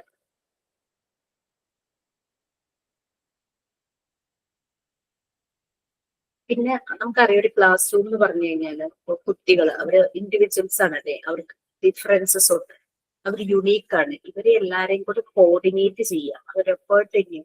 ചെറിയ ക്ലാസ്സിലെ ടീച്ചർ ഒന്ന് ആലോചിച്ച് നോക്കും, ഒരെണ്ണത്തിന് ഇങ്ങോട്ട് വിളിക്കുമ്പോൾ ഒരെണ്ണം അങ്ങോട്ട് പോകും. അപ്പൊ ടീച്ചറുടെ ആ ഒരു കോർഡിനേഷൻ അത് നല്ലൊരു സ്യൂട്ടബിൾ വേയിൽ ചെയ്യാതെ വളരെ ഭംഗിയായിട്ട് ഈ ജോലി ചെയ്യുന്നതാണ് ടീച്ചേഴ്സ്. ഇപ്പൊ ടീച്ചിങ് പ്രാക്ടീസിന് പോയപ്പോൾ എനിക്ക് നല്ലൊരു എക്സ്പീരിയൻസ് അത്. പലരും കുട്ടികള് ഒന്നാതെ സ്നേഹിച്ചു, ഭയങ്കര സ്നേഹമായിരുന്നു എന്നൊക്കെ പറഞ്ഞു. അത് കൂടാതെ ചില ടീച്ചേഴ്സ് ഇങ്ങനെ കുട്ടികളെ വഴക്ക് പറയണം, അങ്ങനെ കണ്ടപ്പോൾ അവിടെ വർക്ക് ചെയ്യുന്ന ടീച്ചർമാർ ഭയങ്കരമായിട്ട് ഷൗട്ട് ചെയ്യുന്നു, അങ്ങനെ പിന്നെ കുട്ടികളെ ഒറ്റപ്പെടുത്തുന്നു, അങ്ങനെയൊക്കെ കണ്ടപ്പോൾ വിഷമം തോന്നിയെന്ന് ഒക്കെ ഷെയർ ചെയ്തവരും ഉണ്ടായിരുന്നു. സ്നേഹം കൊണ്ട് കീഴടക്കുന്ന ടീച്ചേഴ്സിനെ ഒന്നും ഭയങ്കരമായിട്ട് എന്റെ മോന് ഒരു ടീച്ചർ ഭയങ്കര ഇഷ്ടാ. ആ മിസ് ലീവ് ആവുന്നതേ അവന് ഇഷ്ടല്ല. ലീവ് ആയ അന്ന് രാത്രി ഉറങ്ങുന്ന മുന്നേ തന്നെ പറയും, ടീച്ചറെ വിളിച്ചിന അമ്മ, ടീച്ചറെ വിളിച്ചിന. അപ്പൊ ഞാൻ മിസ്സിനെ വിളിച്ച, അപ്പൊ അവനെന്താ ഇങ്ങനെ പറയുന്ന ചോദിച്ചപ്പോ രാവിലെ വന്നു കഴിഞ്ഞാല് ക്ലാസ് ഞാൻ എന്താ മോനെ ലീവായതെന്ന് ചോദിക്കുമ്പോൾ തന്നെ അവനക്ക് ടെൻഷൻ ആവുമല്ലോ. അപ്പൊ രാത്രി അത് പറഞ്ഞു കഴിഞ്ഞു കഴിഞ്ഞാൽ ഒരു സമാധാനം. ആ ടീച്ചറോടുള്ള ഇഷ്ടം, ടീച്ചർ ഒന്നും ഒരു നെഗറ്റീവ് അവനെ കൊണ്ട് തോന്നാൻ പാടില്ല എന്നുള്ളൊരു ഒരു നിർബന്ധം. അതൊരു ഭയങ്കര ഒരു ഡിഫറെന്റ് ആയിട്ട് തോന്നി. നല്ലൊരു ടീച്ചർ. പറയുമ്പോൾ തന്നെ പാരന്റ്സിന് തന്നെ കണ്ണിന്ന് വെള്ളം വരും. കാരണം നമ്മുടെ കുട്ടികളെ പറ്റി കേൾക്കുമ്പോൾ നമുക്ക് ഒരു ഭയങ്കര സന്തോഷമായിരിക്കൂലേ. അപ്പൊ അങ്ങനെ ഒരു ടീച്ചർ ഞാൻ ഇപ്പൊ UKG പഠിപ്പിക്കുന്ന ഒരു ടീച്ചർ ഭയങ്കര ഒരു നല്ലൊരു ഇതായിട്ട് തോന്നി. ചെറിയ ക്ലാസ്സിൽ പഠിപ്പിക്കുന്ന ടീച്ചേഴ്സ് ശരിക്കും കുട്ടികളെ ഇൻഫ്ലുവൻസ് ചെയ്യുമ്പോൾ അത് നമ്മളുടെ പിന്നീടുള്ള ക്ലാസ്സുകളിലൊക്കെ നമ്മളത് നല്ലപോലെ ഹെൽപ്പ് ചെയ്യും. ഈവൻ നമ്മളുടെ ചൈൽഡ്ഹുഡിലേക്ക് നോക്കിയാലും ആ ഒരു ഏജ് ഒക്കെ നമുക്ക് ഓർമ്മയുണ്ടല്ലോ. നോക്കുമ്പോൾ ഇത് തന്നെ ഞാൻ നഴ്സറി പഠിപ്പിച്ച എന്റെ കനക ടീച്ചർ എനിക്ക് ഭയങ്കര ഇഷ്ടമായിട്ട് എനിക്ക് തോന്നി ദിവസവും ഞാൻ ടീച്ചറെ പറ്റി ഓർക്കാറുണ്ടെന്ന് തോന്നുന്നു. വഴിയിൽ വെച്ച് കാണുമ്പോഴൊക്കെ ഭയങ്കര സ്നേഹമാണ്. അങ്ങനെ പിന്നെ 1ാം ക്ലാസ്സിൽ വന്നപ്പോൾ ഒരു സൂസൻ ടീച്ചറും ഇതുപോലെ തന്നെയായിരുന്നു, മുടിയൊക്കെ കെട്ടിത്തരാം. എനിക്ക് നല്ല മുടി ഉണ്ടാവും ഫസ്റ്റ് സ്റ്റാൻഡേർഡിൽ പഠിക്കുന്ന സമയത്ത്. അപ്പൊ നമ്മള് ഇരുന്നും കിടന്നൊക്കെയാണ് എഴുതുന്നത് ഫസ്റ്റ് സ്റ്റാൻഡേർഡിൽ. ടീച്ചർ മുടി ചെന്ന് ചിലപ്പോൾ അടുത്ത ആളുടെ സ്ലേറ്റിലേക്കൊക്കെ വീഴും. അപ്പൊ അങ്ങനെ വന്നപ്പോ ടീച്ചർ മുടിയൊക്കെ കെട്ടുന്നതൊക്കെ എപ്പോഴും ഓർമ്മയുണ്ട്. അപ്പം നമുക്കിങ്ങനെ അവരുടെ ആ ഒരു കെയറിങ് ആയിരുന്നു പിന്നെയുള്ള ക്ലാസ്സുകളിലേക്കൊക്കെ പോകുമ്പോൾ നമ്മളുടെ മനസ്സിലിങ്ങനെ നിറഞ്ഞിരിക്കും. അപ്പൊ അതുകൊണ്ടാണ് ചെറിയ ക്ലാസ്സിലെ ടീച്ചർമാരുടെ ഉള്ളിൽ ശരിക്കും ഉണ്ടാവും. പക്ഷെ വലിയ ക്ലാസ്സിലേക്ക് പോകുന്നവരെ എനിക്ക് തോന്നുന്നു ആരും ഓർമ്മ കിട്ടുന്നില്ല. സ്കൂളിൽ പിന്നെയും ഓർക്കുന്നുണ്ട്, കോളേജിൽ പഠിച്ച സമയത്തുള്ളതൊന്നും എന്റെ ഓർമ്മയിലേ ഇല്ല. ആദ്യം പ്രീഡിഗ്രിക്ക് പഠിച്ചപ്പോ ഒരു ധർമാമ്പാൾ എന്ന് പറഞ്ഞിട്ടൊരു മിസ് ഉണ്ടായിരുന്നു, മാത്സ് ആയിരുന്നു. മിസ്സിനെ ഓർക്കാൻ മിസ്സിനെ പേടിയാവും, ഒച്ച കേട്ടാൽ തന്നെ നമുക്ക് പേടിയാവും. അതൊക്കെ ഭയങ്കര ഗാംഭീര്യമുള്ള ശബ്ദ, നമ്മളെ പേടിപ്പിച്ചാണ് നമ്മളെ പഠിപ്പിക്കുന്നത്. അതുകൊണ്ട് ഓർമ്മയുണ്ട്. പിന്നെ അത് മാത്രമല്ല, നമ്മൾ മിസ്സിനെ പറ്റിയൊരു കഥ അന്ന് ക്യാമ്പസിലേക്ക് കേൾക്കുമായിരുന്നു. മിസ് ഇങ്ങനെ സാരിയൊക്കെ വാങ്ങാനായിട്ട്, മിസ് ഒരു ഗ്രാമീണാണ്, സാരിയൊക്കെ ഒരുമിച്ച് കുറെ സാരിയൊക്കെ വാങ്ങും. അപ്പോൾ ഷീമാട്ടിന് ഇങ്ങനെ പോയിട്ട് അവര് കാൽക്കുലേറ്റർ ആണല്ലോ, ഇന്നത്തെ പോലെ കമ്പ്യൂട്ടർ സിസ്റ്റത്തിലൊന്നും ഉള്ള 96 കാലഘട്ടമാണ്. അപ്പോ അവര് കാൽക്കുലേറ്ററിൽ കാൽക്കുലേറ്റ് ചെയ്തതിന് മുമ്പ് തന്നെ ധർമാമ്പഴ മിസ് അത് മുഴുവനും മനസ്സിൽ കാൽക്കുലേറ്റ് ചെയ്ത് എമൗണ്ട് അത് കറക്റ്റ് അങ്ങ് കൊടുത്തേക്കും. അവരൊക്കെ ഇങ്ങനെ ഞെട്ടലോടെ ഇരിക്കുന്ന പറഞ്ഞ് ഞങ്ങൾ ഇങ്ങനെ പറഞ്ഞു കേട്ടിട്ടുണ്ട്. അപ്പൊ അതൊക്കെ അങ്ങനെയുള്ള ചില യുണീക്ക് ക്യാരക്ടറിസ്റ്റിക്സ് ഉള്ള ടീച്ചേഴ്സിനൊക്കെ ഓർമ്മയുണ്ട്. ചിലപ്പോൾ ജീവിച്ചിട്ടൊന്നും അറിയില്ല കേട്ടോ, കാരണം അന്ന് തന്നെ ടീച്ചർക്ക് പേരക്കുട്ടികളൊക്കെ ഉണ്ടായിരുന്നു, അറിയില്ല ടീച്ചറെ. ഞാൻ ഇൻഫ്ലുവൻസ് ചെയ്ത ടീച്ചേഴ്സിനെ നമ്മൾ മനസ്സിൽ നിന്ന് പോകാത്ത ടീച്ചേഴ്സ് ആയിരിക്കും. അതുപോലെ 9th പഠിക്കുമ്പോൾ 10th ഒരു സാറിനെ പറ്റി ഭയങ്കര എല്ലാവരും ഇങ്ങനെ പറയും. ഒരു ഡയലോഗ്, പേരേ പറയില്ല സാറിന്റെ, ആ സാറിന് പുറത്ത് പറയുന്ന പേര് കുട്ടികളുടെ പേര് ഡയലോഗ് സാറെന്ന. കാരണം ഏത് ക്ലാസ്സിലേക്ക് കയറി പോയി കഴിഞ്ഞാൽ ഒരു ഡയലോഗ് കൊണ്ടുപോകും. കുട്ടികൾ മൊത്തം ഭയങ്കര കലവിലയാണെങ്കിൽ സാറ് കയറി വരും ഇങ്ങനെ, ഇതെന്താടോ കരിമ്പിൻ കാട്ടിൽ ആന കയറിയതുപോലെ ഇങ്ങനെ പറയാം. അപ്പൊ ഒരു ഡയലോഗ് ഉണ്ടോ, ഒരു ഫിക്സ്ഡ് ഡയലോഗ് ഉണ്ടോ, സാറിന്റെ പേര് തന്നെ ഡയലോഗ് സാറിന്. അപ്പൊ 10th എത്തിയപ്പോ എനിക്ക് കിട്ടിയ സാർ അതാ മാത്സിന്. അപ്പൊ അതുവരെ മാത്സില് ഭയങ്കര ലോ എന്ന് പറഞ്ഞു കഴിഞ്ഞാല് 18 കഷ്ടി വാങ്ങിക്കുന്ന ഞാന് 10th എത്തിയപ്പോ ഏകദേശം 99% മാർക്ക് വാങ്ങിക്കാൻ തുടങ്ങി. ഞാന് ഡിഗ്രി മാത്തമാറ്റിക്സ് എടുക്കാൻ തന്നെ കാരണം സാറാ. പക്ഷെ ഡിഗ്രി എടുത്തപ്പോ മനസ്സിലായി ഞാൻ വിചാരിക്കുന്ന മാത്സ് അല്ല ഡിഗ്രിക്കുള്ളത് എന്നുള്ളത് മനസ്സിലായി. കഷ്ടപ്പെട്ടത് ബി ഗ്രേഡ് ഏകദേശം 77% മാർക്ക് വാങ്ങിച്ചു. പക്ഷെ ഭയങ്കര കഷ്ടപ്പാടാണ് മാത്സ്. പിന്നെ അതിന്റെ PG എടുക്കാനൊന്നും നിന്നില്ല, അത്രയും ടഫാണെന്ന്. പക്ഷെ 10th ആ സാറിന്റെ ഇൻഫ്ലുവൻസ് ആണ് ഡിഗ്രിക്ക് മാത്സ് എടുക്കാനുള്ള ഒരു ഇഷ്ടം വന്നത്, മാത്സിനോട് ഒരു ഇഷ്ടം വന്നത് അതുകൊണ്ടാണ്. അങ്ങനെ ഇൻഫ്ലുവൻസ് ചെയ്ത ടീച്ചേഴ്സിനെ നമ്മൾ ഒരിക്കലും മറന്നുപോകില്ല, മനസ്സിൽ തന്നെ ഉണ്ടാവും. ഞാന് നിങ്ങളെ 12th അറിയായിരിക്കും, 13, 14 ഉള്ളവര് കൂടെ ഇത് കേട്ടോളൂ. കാരണം വൈവയിൽ എപ്പോഴും നമ്മൾ ചോദിക്കുന്ന ഒരു ക്വസ്റ്റ്യൻ ആണ്, നിങ്ങൾ ഇൻഫ്ലുവൻസ് ചെയ്ത ഒരു ടീച്ചറെ പറ്റി പറയാന്നുള്ളത്. എല്ലാവരുടെയും കാരണം വൈവാന്ന് ഭയങ്കര ക്വസ്റ്റ്യൻസ് ആണ്. പക്ഷെ നമ്മളവിടെ എക്സ്പീരിയൻസ് ആണ് ഷെയർ ചെയ്യുന്നത് കേട്ടോ വൈവയില്. നിങ്ങൾ ഇൻഫ്ലുവൻസ് ചെയ്ത ഒരു ടീച്ചറെ പറയാറുണ്ട്. ഞാൻ 8th ബാച്ചിലെ കുട്ടിയോട് ചോദിച്ചപ്പോ ആ കുട്ടി എന്നോട് പറഞ്ഞു, ഒരു ടീച്ചർ എങ്ങനെ ആവണമെന്നും ഒരു ടീച്ചർ എങ്ങനെ ആകരുതെന്നും ഉള്ള 2 ടീച്ചർമാർ എന്റെ മനസ്സിൽ ഇപ്പോഴും ഉണ്ട്. അപ്പം ഈ ഒരു ജോലി ടീച്ചറായിട്ട് ജോലി കിട്ടിയിട്ടുണ്ട്. ജോലി ചെയ്യുന്ന എന്റെ മനസ്സിൽ ഇവര് 2 പേരും വരുന്നത്. അതായത് ഇഷ്ടമുള്ളൊരു ടീച്ചറും ഇഷ്ടമില്ലാത്തൊരു ടീച്ചറും 2 പേരും. ഒരു ടീച്ചർ എങ്ങനെ ആകാൻ പാടില്ല, ഒരു ടീച്ചർ എങ്ങനെ ആകണം എന്നുള്ളത് പഠിച്ചു എന്നൊക്കെ പറഞ്ഞത് അങ്ങനെയും ഷെയർ ചെയ്തിട്ടുള്ള കുട്ടികൾ. അതെ, അത് എല്ലാ ആൾക്കാരുടെ ലൈഫിലൂടെയും പോയിട്ടുണ്ടാവും വിചാരിക്കുന്നു മാം. കാരണം ഒരു ടീച്ചർ ഇഷ്ടപ്പെടാത്ത ഒരു ഭാഗമുള്ള ഒരു ടീച്ചർ ഉണ്ടാവും, നമ്മൾ ഭയങ്കരമായിട്ട് ഇൻഫ്ലുവൻസ് ചെയ്ത ടീച്ചർ ഒരു എന്തായാലും 2 ആൾക്കാർ എന്തായാലും ഉണ്ടാവും എന്ന് വിചാരിക്കുന്നു. കാരണം എന്റെ ലൈഫിലുണ്ടായിരുന്നു ചെറുതിൽ ഒരു ടീച്ചർ എങ്ങനെ ആവാൻ പാടില്ല എന്നുള്ള ഒരു അനുഭവം എനിക്ക് ഉണ്ടായിട്ടുണ്ട്. ഒരു ടീച്ചറെ കുറിച്ച് നമ്മൾ പുറത്തുനിന്ന് കേൾക്കുന്നതൊന്നല്ല റിയൽ എക്സ്പീരിയൻസ് എന്നുള്ളതും മനസ്സിലായിട്ടുണ്ട്. 2 ഭാഗവും മനസ്സിലായിട്ടുണ്ട്. നമ്മൾ കുറച്ചൊന്ന് മെച്യൂർ ആയി കഴിഞ്ഞ് കഴിഞ്ഞാൽ നമുക്ക് ഡോൺ കെയർ എന്നുള്ളൊരു സംഭവം വരും. പക്ഷെ ചെറുപ്രായത്തിൽ നമ്മൾക്ക് അതൊരു ട്രോമയായിട്ടിരിക്കും. അതാണ് ഒരു പാഠം. ഈ ഏതെങ്കിലും ഒരു ടീച്ചറുടെ ഭാഗത്തിൽ ഒരു ബിറ്റർ എക്സ്പീരിയൻസ് വന്നു കഴിഞ്ഞാൽ അത് ചെറിയ ഏജ് ആണെങ്കിൽ നമ്മളെ വല്ലാതെ വേദനിപ്പിക്കും. അല്ലെങ്കിൽ അതുപോലെയുള്ള കുട്ടികളായിരിക്കണം എന്ത് ഡോൺ കെയർ ആയിട്ട്. എന്റെ മോള് ചെറുപ്പം തുടങ്ങി എന്തും ഡോൺ കെയർ, അവർക്ക് ആരെന്ത് പറഞ്ഞാലും ബാധിക്കുകയില്ല. എനിക്കിങ്ങനെ അതിശയം തോന്നി. എനിക്കൊക്കെ ഇപ്പോഴും ആരെങ്കിലും എന്തെങ്കിലും പറയുമ്പോൾ തന്നെ എനിക്ക് അങ്ങനെ അവരിൽ കൂടെ എന്റെ പാൽപിറ്റേഷൻ കൂടി കണ്ണൊക്കെ നിറഞ്ഞു വരുമോ, എന്തൊക്കെയൊക്കെയോ സംഭവിക്കും. പക്ഷെ അതിപ്പോഴത്തെ ജനറേഷന്റെ ഗുണാണെന്ന് തോന്നുന്നു മാം. എന്റെ മോളും അങ്ങനെയാണ്. അവൾക്ക് ഡോൺ കെയർ, ആരിപ്പോ സംസാരിച്ചില്ലെങ്കിലും അവിടെ ഫ്രണ്ട്സിന്റെ കൂട്ടത്തിൽ എന്തെങ്കിലും പ്രശ്നം ഉണ്ടെങ്കിൽ അത് പ്രശ്നമില്ല, അത് അവരങ്ങനെ ആയതുകൊണ്ടല്ലേ, നമുക്ക് കുഴപ്പമില്ല. നമുക്ക് അങ്ങനെയല്ല, നമുക്ക് അവരൊന്നും സംസാരിച്ചില്ലേ ഭയങ്കര ടെൻഷനല്ലേ. അതൊന്നും ഇപ്പോഴത്തെ ജനറേഷന്റെ ഒരു ഗുണമാണെന്ന് തോന്നുന്നു. ഈ ഒരു ഇത് മാത്രമേ ഞാൻ കണ്ടിട്ടോ, നമ്മളിൽ ഇല്ലാത്ത ചില കാര്യങ്ങള്.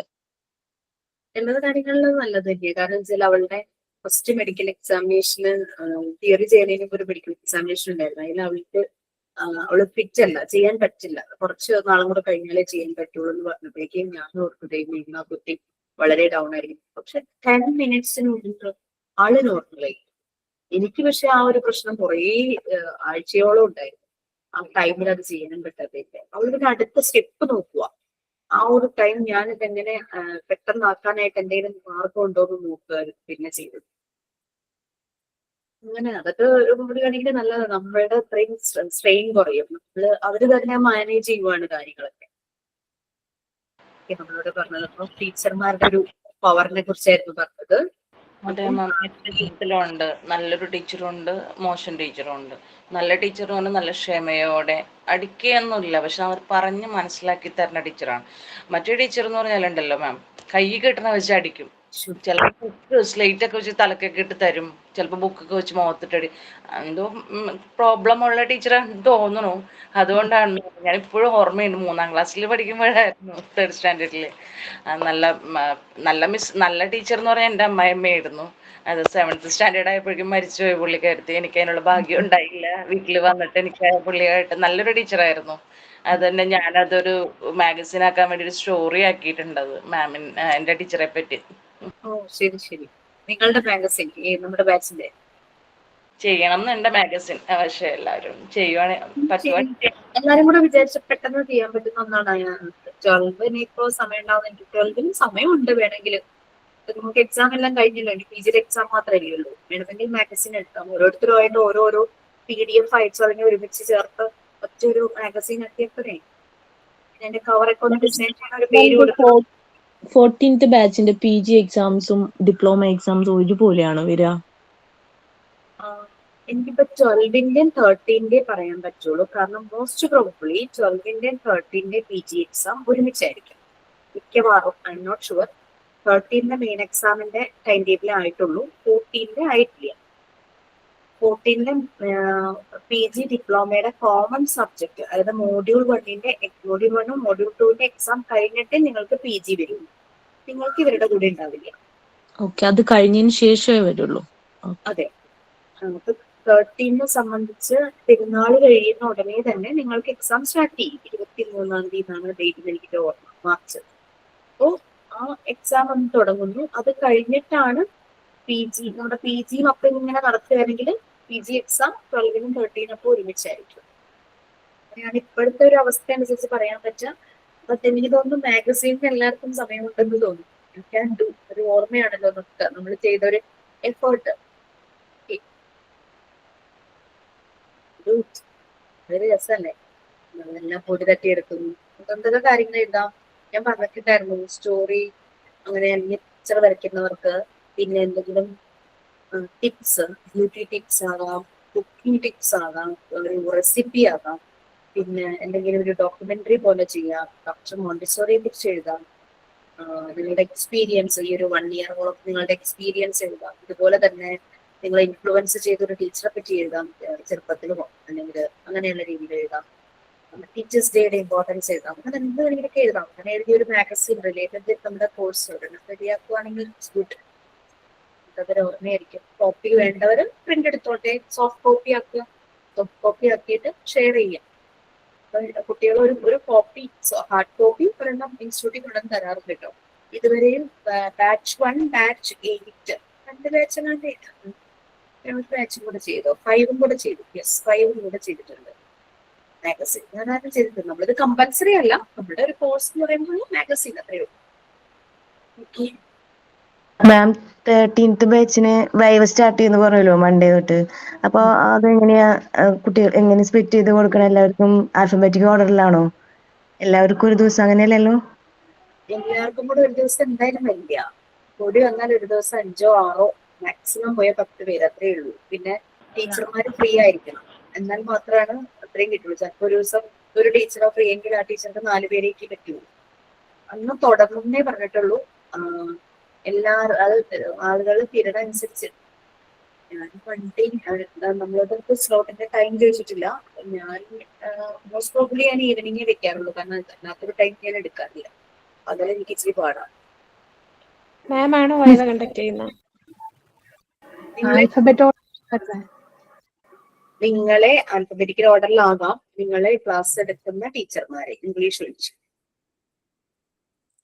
അത് ക്ലാസ് ടൈമിൽ തന്നെയാവോ? ഈ ക്ലാസ് ടൈമിൽ വെക്കില്ല.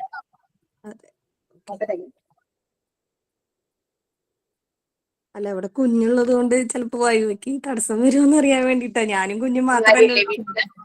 ഇല്ല, വേറെ ആരും ഇല്ല. ഞങ്ങള് ബഹ്റൈനിലല്ലേ, ഫ്ലാറ്റിലല്ലേ. അപ്പൊ ജസ്റ്റ് പിന്നെ ഒരു കാര്യം പറയാം. ജെനുവിൻ ആണെന്നുണ്ടെങ്കിൽ നമ്മൾ ടൈം ഒക്കെ ഒന്ന് മാറ്റി തരും. ഇപ്പൊ ആ സമയത്ത് ജോലിക്ക് പോകുന്നവരാണ്, അങ്ങനെയൊക്കെ വരുവാണെങ്കിൽ നമ്മൾ ടൈം ഒന്ന് മാറ്റിട്ട്. കാരണം നമുക്ക് സ്ലോട്ട് ഇടുമ്പോൾ ആരൊക്കെയാണ് ജോലിക്ക് പോകുന്നത്, ടീച്ചിങ് പ്രാക്ടീസ് പോകണമെന്നൊന്നും അറിയില്ലല്ലോ. ഓക്കെ. അല്ല, 2.5 മണിക്കൂർ ഡിഫറൻസ് ഉണ്ട് നമ്മുടെ ടൈം ഇവിടുത്തെ ടൈമുമായിട്ട്. അത് കാരണം വ്യത്യാസം വരുവാണെങ്കിൽ ജാസ്മിൻ നമുക്ക് മെസ്സേജ് ചെയ്താൽ മതി. ഓക്കെ. കിട്ടുന്നത് സ്ലോട്ട് ഇടുമ്പോൾ ജാസ്മിന്റെ പേര് അതിലുണ്ട്. ആ ഒരു ടൈം നോക്കുക, ഇന്ത്യൻ ടൈമിലായിരിക്കും ഇടുന്നത്. ആ ഒരു ടൈം നോക്കുമ്പോൾ ജാസ്മിന്റെ ടൈമുമായിട്ട് ഓക്കെ ആണ്, കുഴപ്പമില്ലെങ്കിൽ അറ്റൻഡ് ചെയ്യാം, ഇല്ലെങ്കിൽ ഒന്ന് ഇൻഫോം ചെയ്യാം. ഓക്കെ. ടീച്ചർ ആർക്കൊക്കെയാണ് തിങ്കളാഴ്ച എങ്ങനെ അറിയിക്കുന്നത്? തിങ്കളാഴ്ച ഒരു വൈവയുടെ സ്ലോട്ട് എന്തായാലും അറ്റ്ലീസ്റ്റ് തലേ ദിവസം ഇടും. അപ്പൊ നാളെയോ ഇന്നോ ആയിട്ട് വൈവയുടെ സ്ലോട്ട് ഇടും തിങ്കളാഴ്ചത്തേക്കുള്ള. മാം എന്റെ വൈവ കഴിഞ്ഞതാണ് പറഞ്ഞ മാം, എനിക്ക് വൈവ എടുത്തായിരുന്നു ഞാൻ. ആ ലിസ്റ്റ് ഞങ്ങൾ കൊടുക്കും. വൈവയുടെ സ്ലോട്ട് ഇടുന്ന കുട്ടിക്ക് ഓൾറെഡി വൈവ അറ്റൻഡ് ചെയ്തവരുടെ ലിസ്റ്റ് കൊടുക്കും. അപ്പൊ അത് ഒഴിവാക്കിയിട്ടേ എടുത്തുള്ളൂ.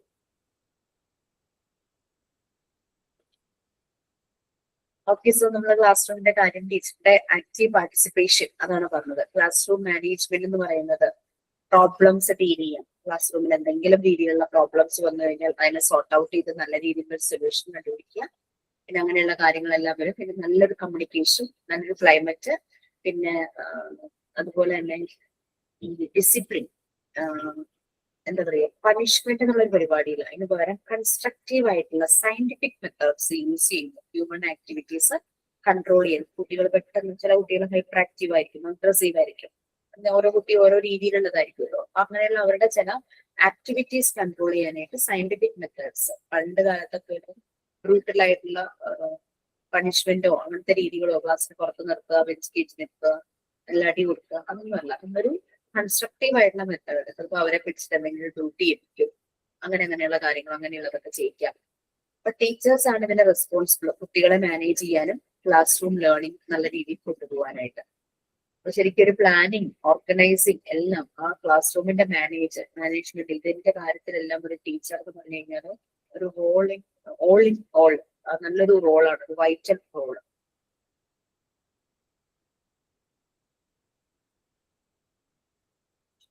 പിന്നെ എല്ലാ ടീച്ചർമാരും ചിലപ്പോൾ ഒരുപോലെ ആവണമെന്നില്ല. ഓരോ ടീച്ചർക്കും അവരുടേതായ വ്യത്യസ്തമായ രീതികൾ ഉണ്ടായിരിക്കും അല്ലെ. അവരെ ഒന്ന് അവരുടെ ഒരു ഐഡന്റിറ്റി, അവരെ ഒന്ന് വേറിട്ട് കാണിക്കുന്ന എന്തെങ്കിലും ഒന്ന് കാണും. ഒരു ടീച്ചർ ഒരു സ്കൂളിന്റെ സക്സസിന് വേണ്ടിയിട്ട് ഏതെല്ലാം റോൾസ് എടുത്തിട്ടാണ് കോൺട്രിബ്യൂട്ട് ചെയ്യുന്നതെന്നാണ് നെക്സ്റ്റ്. നിങ്ങളുടെ എല്ലാവരും ടെക്സ്റ്റ് ഉള്ളത് കൊണ്ടാണ് ഞാൻ ഷെയർ ചെയ്യാതെ. റിസോഴ്സ് പ്രൊവൈഡർ അല്ലെ, നല്ലൊരു റിസോഴ്സ്ഫുൾ ആയിട്ടുള്ള ഒരു പേഴ്സൺ ആയിരിക്കണം ഒരു ടീച്ചർ എന്ന് പറയുന്നത്. എന്ത് കാര്യങ്ങളെ കുറിച്ചും നല്ല ഓതന്റിക് ആയിട്ട് സംസാരിക്കാൻ, നല്ല രീതിയിൽ സയന്റിഫിക് ആയിട്ട് കാര്യങ്ങളെ അനലൈസ് ചെയ്ത് സംസാരിക്കാൻ കഴിയുന്ന ഒരാൾ. ഇൻസ്ട്രക്ഷണൽ സ്പെഷ്യലിസ്റ്റ്, ഇപ്പോ ഏത് ഏരിയയിലാണ് ടീച്ചർ കാര്യങ്ങൾ പറഞ്ഞു കൊടുക്കുന്നത് അതിന്റെ സ്പെഷ്യലിസ്റ്റ് ആയിരിക്കണം. കുട്ടികൾക്ക് ഏതെങ്കിലും രീതിയിലുള്ള ഇൻസ്ട്രക്ഷൻസോ എന്തെങ്കിലും സ്റ്റെപ്സ് എടുക്കാനുള്ള അതിനുള്ള ക്ലൂവോ അല്ലെങ്കിൽ അതിന് വേണ്ട ടിപ്സോ ഒക്കെ കൊടുക്കുമ്പോൾ ഇതിനനുസരിച്ച് ഒരു സ്പെഷ്യലിസ്റ്റ് ആയിരിക്കണം. പിന്നെ കരിക്കുലം സ്പെഷ്യലിസ്റ്റ്, ടീച്ചർക്ക് സജസ്റ്റ് ചെയ്യാനേ നെക്സ്റ്റ് അക്കാദമിക് ഇയറിനോ അല്ലെങ്കിൽ ഇപ്പോഴുള്ള അക്കാദമിക് ഇയറിനോ ആ ഒരു ടെക്സ്റ്റ് ബുക്കിലെ ചില കാര്യങ്ങൾ അല്ലെങ്കിൽ അതെങ്ങനെ മാറ്റണം അങ്ങനെയുള്ള രീതിയിലൊക്കെ കാര്യങ്ങൾ കരിക്കുലം സ്പെഷ്യലിസ്റ്റ് ആയിരിക്കണം. ക്ലാസ് റൂം സപ്പോർട്ട്, ഡെഫിനറ്റ്ലി ഒരു ക്ലാസ് റൂമിന്റെ സപ്പോർട്ട് ചെയ്യാണ്ട് കുട്ടികളും ടീച്ചറും വേറെ അങ്ങനെ ആ രീതിയിൽ ആയിട്ട് തോന്നരുത്. വേറെ ഏതോ ഒരു പരിചയമില്ലാത്ത ഒരാളെ പോലെ ഒരിക്കലും തോന്നുന്നത് കുട്ടികളുമായി മേർജ് ചെയ്യുന്ന ഒരാൾ തന്നെയായിരിക്കണം ഒരു teacher. Class room support. Learning facilitator, അവരൊരു ലേണിംഗ് പ്രോസസ്സിലൂടെയാണ് കടന്നു പോകുന്നത്. കുട്ടികളെ പഠിപ്പിക്കുന്നു, അതിന്റെ ഒപ്പം അവരും ലേൺ ചെയ്യും. ഒരു ലേണിംഗ് ഫെസിലിറ്റേറ്റർ ആണ്. ടീച്ചർ എന്നുള്ള വാക്കിനേക്കാളും ഫെസിലിറ്റേറ്റർ എന്നുള്ള വാക്കാണ് കൂടുതൽ ചെയ്യുന്നത്. വൺ ഹു ഫെസിലിറ്റേറ്റ്, ആ ഒരു ഗൈഡൻസ്, ആ ഒരു സപ്പോർട്ട്, വേണ്ടുന്ന ഫെസിലിറ്റീസ് പ്രൊവൈഡ് ചെയ്യുന്നത്. പിന്നെ ഒരു മെന്റർ ആയിരിക്കാം. ഓരോ കുട്ടിയെ മനസ്സിലാക്കും, ആ കുട്ടി എവിടെയാണ് വീക്ക് എന്ന് മനസ്സിലാക്കി ആ കുട്ടിയെ നല്ല രീതിയിൽ ഉയർത്തിക്കൊണ്ടുവരണം. അങ്ങനൊരു മെന്റർ ചെയ്യുന്നത് ഒരു അഡ്വൈസർ അല്ല ശരിക്കും പറഞ്ഞാൽ. നല്ല രീതിയിൽ ആ കുട്ടിയെ മുന്നോട്ട് കൊണ്ടുവരാനായിട്ട് ശ്രമിക്കുന്ന ഒരാൾ, ഏതൊരു സമയത്തും കുട്ടിയുമായിട്ട് കണക്ഷൻ വെക്കുന്ന ഒരാളാണ്. അതാണ് മെന്റർ എന്ന് ഉദ്ദേശിക്കുന്നത്. വെറും ഒരു ടീച്ചർ എന്ന് പറഞ്ഞു കഴിഞ്ഞാൽ ക്ലാസ്സിൽ എത്തുമ്പോഴുള്ള ബന്ധം മാത്രമേ ഉള്ളൂ. പക്ഷെ മെന്റർ എന്ന് പറഞ്ഞു കഴിഞ്ഞാൽ കുട്ടി ക്ലാസ്സിൽ നിന്ന് വീട്ടിലെത്തിയാലും ഒരു കണക്ഷനാണ്. കുട്ടി ഒരു ദിവസം ആബ്സെന്റ് ആയാൽ ടീച്ചർ വിളിക്കുന്നു. കുട്ടി ഒരു ദിവസം ക്ലാസ്സിൽ ഒത്തിരി ഡള്ളായിരുന്നു കഴിഞ്ഞാൽ ആരുടെ മുന്നിൽ വെച്ച് ചോദിക്കാൻ പറ്റിയില്ലെങ്കിൽ കുട്ടിയെ പേഴ്സണലി വിളിച്ച് കാര്യങ്ങൾ അന്വേഷിക്കുന്നു. അങ്ങനെ ഒരു മെന്ററാണ്. എന്ത് കാര്യം ഷെയർ ചെയ്യാൻ പറ്റുന്ന രീതിയിലുള്ള ഒരാളാണ്. സ്കൂൾ ലീഡർ, ആക്ച്വലി ഉദ്ദേശിക്കുന്നത് സ്കൂളിലെ പല കാര്യങ്ങളും പ്ലാൻ ചെയ്യുന്നു, ഓർഗനൈസ് ചെയ്യുന്നു, ലീഡ് ചെയ്യുന്നു, ആ ഒരു രീതിയിലാണ്. ഒരു ഡേറ്റ കോച്ച്, അറിവിന്റെ ഒരു ഭണ്ഡാരങ്ങൾ എന്ന് പറയുന്ന പോലെ എല്ലാ കാര്യങ്ങളെ കുറിച്ചും അറിവ്, ഡേറ്റാസ് കളക്ട് ചെയ്ത് വെച്ചിരിക്കുന്ന ഒരാൾ. കാറ്റലിസ്റ്റ് ഫോർ ചേഞ്ച്, നമുക്കറിയാം ഏതെങ്കിലും ഒരു കാര്യത്തില് ചെറിയൊരു എന്തെങ്കിലും ഒരു ഇത് ആഡ് ചെയ്യുമ്പോൾ അതിന് മൊത്തത്തിലൊരു ചേഞ്ച് വരില്ല. ഒരു കാറ്റലിസ്റ്റ് ആണ് ടീച്ചർ എന്ന് പറയുന്നത്. മാറ്റങ്ങൾ ഉണ്ടാക്കണം, മാറ്റങ്ങൾ സൃഷ്ടിക്കാൻ കഴിയണം. പിന്നെ ലേണറും ആയിരിക്കണം. ഞാൻ എല്ലാം പഠിച്ചു കഴിഞ്ഞു, ഞാൻ എല്ലാം തികഞ്ഞു എന്നുള്ളതല്ല, ഞാൻ ഇനിയും പഠിക്കേണ്ടിയിരിക്കുന്നു, അപ്പൊ ഞാൻ ഇനിയും പഠിച്ചുകൊണ്ടിരിക്കണം, ആ രീതിയിലുള്ള ലേണർ. ഇത്രയും റോൾസ് ടീച്ചർക്ക് വരുന്നുണ്ട്. പ്ലാനിങ്, ഓർഗനൈസേഷൻ ആൻഡ് മാനേജ്മെന്റ്, അതെല്ലാം ഒരു ടീച്ചറുടെ ക്ലാസ് റൂം മാനേജ്മെന്റ് വരുന്നുണ്ട്. ഇതിന് വേണ്ടുന്ന സ്കിൽസ് എല്ലാം ഡെവലപ്പ് ചെയ്തെടുക്കുക, അതൊരു ടീച്ചറുടെ ഡെവലപ്മെന്റിന് വേണ്ടിയിട്ടുള്ളതാണ്. ഈ ഒരു ബ്രേക്ക്, അക്കാദമിക് ഇയറിൽ വന്നിട്ടുള്ള ബ്രേക്കിന് എല്ലാ ടീച്ചേഴ്സും അങ്ങനെ ഡെവലപ്പ് ഇരിക്കേണ്ടതാണ്. സ്കൂൾ നല്ല രീതിയിലുള്ള ട്രെയിനിങ്ങും കോഴ്സും അതിനവർക്ക് പ്രൊവൈഡ് ചെയ്യേണ്ടതാണ്. നെക്സ്റ്റ് ടൈം മാനേജ്മെന്റ്, ഇതാരും സെമിനാർ എടുക്കാമെന്ന് പറഞ്ഞിട്ടില്ലല്ലോ. മാം രേഷ്മി ടൈം മാനേജ്മെന്റ് ആണോ പറഞ്ഞിരിക്കുന്നത്? യെസ് മാം, ഞാൻ ഈ ഒരു ടോപ്പിക്കാണ് കൊടുത്തത്. ഞാൻ പറഞ്ഞിട്ടുണ്ടായിരുന്നു മാം, ലാസ്റ്റ് ക്ലാസ്സിൽ ടൈം മാനേജ്മെന്റ് പറഞ്ഞത് ടോപ്പിക്കായിട്ട്. അപ്പൊ ഞാനിപ്പോ ഇതിന്റെ ഇടയ്ക്ക് മെസ്സേജ് അയച്ച് ചോദിച്ചു, അപ്പൊ ആള് പറഞ്ഞ നെക്സ്റ്റ് ക്ലാസ്സിൽ കയറി ചെയ്യാം, സെമിനാർ എടുക്കാം. ഓക്കെ രശ്മി, നെക്സ്റ്റ് ക്ലാസ്സിന് വന്നില്ലെങ്കിൽ നമ്മൾ അങ്ങ് എടുക്കും എന്ന് പറഞ്ഞാൽ മതി. ഒന്നുമില്ല, time management mainly depending on that. ഞാൻ ജസ്റ്റ് ഒന്ന് ബ്രീഫ് ചെയ്യാം. രശ്മിയും കൂടെ ഇനി ക്ലാസ് എടുത്ത് കഴിയുമ്പോൾ നിങ്ങൾക്ക് മനസ്സിലാകും. നമ്മളുടെ സ്കൂളിലെ ടൈം ടേബിൾ ഇല്ലാത്തൊരു സ്കൂൾ ആലോചിച്ച് കഴിഞ്ഞാൽ ആകെ ഒരു എന്താ പറയാ, ഒരു അടുക്കും ചിട്ടയും ഇല്ലാതായി പോകും. ഇത് കറക്റ്റ് ടൈമിൽ കുട്ടികൾ വരുന്നു, അസംബ്ലി ഉണ്ടെങ്കിൽ അസംബ്ലി നടക്കുന്നു, ഓരോ ക്ലാസ് റൂം ഇത്ര പീരീഡ്, ഇത്ര ടൈമാണ് ഒരു പീരീഡ്, അങ്ങനെ സെറ്റ് ചെയ്യുന്നു. ക്ലാസ്സിന്റെ ബ്രേക്ക് ഒരു സമയത്ത്, ലഞ്ച് ബ്രേക്ക്, പിന്നെ അതുപോലെ തന്നെ PT പീരീഡ് ഉണ്ടെങ്കിൽ അങ്ങനെ ഓരോന്നിനും ഓരോ ടൈം സെറ്റ് ചെയ്യുമ്പോൾ അതൊരു സിസ്റ്റമാറ്റിക് വേയിൽ പോകും. ഓക്കെ, ഇതിനകത്ത് നമ്മൾ അറിയേണ്ട ഒരു മനുഷ്യൻ ഐസക് പിച്ച്മാൻ. പിച്ച്മെൻ എന്നാണ് അവിടെ കൊടുത്തിരിക്കുന്നത്. പിച്ച്മാൻ ആണ്, PITMAN ആണ്. അദ്ദേഹം ഒരു ഇംഗ്ലീഷ് പബ്ലിഷർ ആണ്. അദ്ദേഹം പറഞ്ഞ ഒരു സ്റ്റേറ്റ്മെന്റ് ആണ് ടൈം മാനേജ്മെന്റ് തുടക്കത്തിൽ വരുന്നത്. Well arranged time is the surest mark of a well arranged mind. നമ്മൾ പ്രോപ്പർ ആയിട്ട് നമുക്കൊരു കാര്യം ഷെഡ്യൂൾ ചെയ്യണം. വിത്തിൻ ടൈം സ്പാനിൽ നമുക്കത് ചെയ്യണം. അത് ചെയ്യണമെങ്കിൽ നമ്മുടെ മൈൻഡും അതുപോലെ തന്നെ വെൽ അറേഞ്ച്ഡ് ആയിരിക്കണം.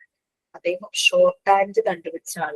അപ്പൊ മനസ്സിലായോ ടൈമിനെ കുറിച്ച് അദ്ദേഹത്തിനുള്ള ആ ഒരു കാഴ്ചപ്പാട്? ഷോർട്ട് ഹാൻഡ് എന്നുള്ളത് അറിയാലോ, കുറഞ്ഞ സമയം കൊണ്ട് കുറെ ഇൻഫർമേഷൻസ് ചെറിയ സ്ക്രിപ്റ്റ് ആയിട്ട് എഴുതി വെക്കുന്ന ഒരു മെത്തേഡ് അല്ലെ ഷോർട്ട് ഹാൻഡ്. ഷോർട്ട് ഹാൻഡിന്റെ ഫൗണ്ടറാണ് ഐസക് പിച്ച്മാൻ. അപ്പൊ ഇദ്ദേഹം പറഞ്ഞ ഈ സ്റ്റേറ്റ്മെന്റ് നിങ്ങൾ ഓർത്തിരിക്കും, എക്സാമിന് ചോദിക്കാറുണ്ട്. അപ്പം ടൈം ടേബിൾ എന്ന് പറയുന്നത് ശരിക്കും പറഞ്ഞു കഴിഞ്ഞാൽ അതൊരു നെസസറി, വൈറ്റൽ ആയിട്ടുള്ള, ഇമ്പോർട്ടന്റ് ആയിട്ടുള്ള, ഇൻഡിസ്പെൻഡ് എന്ന് പറഞ്ഞിട്ടൊരു വാക്ക് ആ പാരഗ്രാഫിന്റെ ലാസ്റ്റ് എൻഡ് ചെയ്യുന്നുണ്ട്. ഇൻഡിസ്പെൻഡ് ഡോക്യുമെന്റ് ഓഫ് ദ സ്കൂൾ. ഇൻഡിസ്പെൻഡ് എന്ന് പറഞ്ഞാൽ നെസസറി, വൈറ്റൽ, വെരി ഇമ്പോർട്ടന്റ്, അത്യാവശ്യം എന്നൊക്കെ നമ്മൾ പറയില്ലേ, അങ്ങനെ ഒരു ഡോക്യുമെന്റ് ആണ് അപ്പൊ ടൈം ടേബിൾ എന്ന് പറയുന്നത്. അതൊക്കെയാണ് ടൈം ടേബിളിനെ കുറിച്ച് വരുന്നത്. അത് രശ്മി നമുക്ക് ഡീറ്റെയിൽ ആയിട്ട് പറഞ്ഞു തരും. രശ്മി ആസ് ആൻ അഡ്വക്കേറ്റ് എനിക്ക് തോന്നുന്നു രശ്മിക്ക് കുറച്ചുകൂടെ പല കാര്യങ്ങളും അതുമായിട്ട് ആഡ് ചെയ്ത് പറഞ്ഞു തരാനുണ്ടാവുമായിരിക്കും. She is very good in taking class. പലപ്പോഴേ കാണാറുള്ളൂ നമ്മുടെ സ്പെഷ്യൽ ബാച്ചിന്റെ ക്ലാസ്, 13 സ്പെഷ്യൽ ബാച്ചിന്റെ ക്ലാസ് നൈറ്റില് ശനിയാഴ്ചകളിലും വെള്ളിയാഴ്ചകളിലും എടുക്കുമ്പോൾ ഇടയ്ക്ക് വന്ന് തല കടിച്ചു. Next annual programme. സ്കൂൾ അക്കാദമിക്കില് ഉണ്ടാകുന്ന ഒരു മെയിൻ പ്രോഗ്രാം തന്നെയാണല്ലേ. പലതും ഒരു വർഷത്തേക്ക് നമ്മൾ പല കാര്യങ്ങളും പ്ലാൻ ചെയ്യുന്നു, അങ്ങനെ വരുന്നത്. പിന്നെ ഇവിടെ ഒരു ഫ്രേസ് ഒക്കെ പറയുന്നുണ്ട്. It provides a bird's eye view of the various kinds of enterprise scheduled for one academic year. നമ്മള് ന്യൂ ഇയർ ഒക്കെ തുടങ്ങുമ്പോഴേക്കും ഇയർ പ്ലാൻ അല്ലെങ്കിൽ മന്ത് പ്ലാൻ അല്ലെങ്കിൽ വീക്ക്ലി പ്ലാൻ ഒക്കെ പറഞ്ഞിട്ട് നമ്മൾ സെറ്റ് ചെയ്യില്ലേ. ചില അമ്മമാര് ഫുഡ് പ്ലാൻ സെറ്റ് ചെയ്യും, അങ്ങനെയൊക്കെ ചെയ്യാറുണ്ട്. അല്ലെങ്കിൽ കുട്ടിക്ക് എക്സാം വരുമ്പോൾ ടൈം ടേബിൾ, പഠിക്കേണ്ട എക്സാമിന് എങ്ങനെ പഠിക്കണം, സ്റ്റഡി പ്ലാൻ, അങ്ങനെ പല രീതിയിലുള്ള പ്ലാൻസ് നമ്മൾ സെറ്റ് ചെയ്യാറുണ്ട്. അതുപോലെ തന്നെ ഒരു സ്കൂളിന്റെ ഒരു 1 ഇയർ അക്കാദമിക് ഇയറിലെ ആനുവൽ പ്ലാൻ, ആ ഒരു പ്ലാൻ സെറ്റ് ചെയ്യുന്നത് അത് ശരിക്കും birds eye view. Birds eye view എന്ന് പറഞ്ഞു കഴിഞ്ഞാൽ നമ്മൾ എന്താ പറയുക, ഒരു പർട്ടിക്കുലർ സ്ഥലത്ത് ഡിസ്റ്റൻസിൽ നിന്നും നമ്മൾ വ്യൂ ചെയ്യുന്നത്. അർജുനൻ ആ ഒരു കിളിയുടെ കണ്ണ് മാത്രമേ കണ്ടുള്ളൂ എന്നൊക്കെ നമ്മൾ പറയില്ലേ, സെയിം ആ ഒരു ഫ്രേസ് അതുമായിട്ട് കണക്ട് ചെയ്യുന്ന രീതിയിലുള്ള ആ ഒരു ഫ്രേസ്. നമുക്ക് ദൂരെയുള്ള കുറെ കാര്യങ്ങൾ പ്ലാൻ ചെയ്യാൻ നമ്മൾ കുറെ ദൂരെ നിന്നേ അതിനെ വിഷ്വലൈസ് ചെയ്യുന്നു, അതിനെ മനസ്സിലിട്ട് പ്ലാൻ ചെയ്യുന്നു. അതാണ് ഒരു ബേർഡ്സ് ഐ വ്യൂ ഉദ്ദേശിക്കുന്നത്. അക്കാദമിക് ഇയറിലേക്ക് വരുന്ന ഒരു അക്കാദമിക് പ്ലാൻ. ഈ അക്കാദമിക് പ്ലാനിലെ മെയിൻ ഫോക്കസ് എന്ന് പറയുന്നത് കുട്ടികളുടെ അസസ്മെന്റ് തന്നെയാണ്, capability developed among students. Next PTA, parent teacher federation. PTA importance ഇതാരും എടുക്കാൻ പറഞ്ഞില്ലല്ലോ, ഇത്രേ ഉള്ളൂ. നമുക്ക് എലാബറേറ്റ് ചെയ്ത് എടുക്കാം. ഓക്കെ, ഇത് പവർഫുൾ ഇൻസ്ട്രുമെന്റ്സ് ആണ്. പൊതുവെ CBSE സ്കൂളുകളിൽ PTA ഇല്ല, പക്ഷെ എന്റെ മോൻ പഠിക്കുന്ന സ്കൂളിൽ PTA ഉണ്ട്. കഴിഞ്ഞ ദിവസം ഞങ്ങളുടെ ഈ ഒരു അക്കാദമിക് ഇയറിന്റെ PTA പിരിച്ചുവിടുന്ന ദിവസമായിരുന്നു. ഫുഡൊക്കെ തന്നു.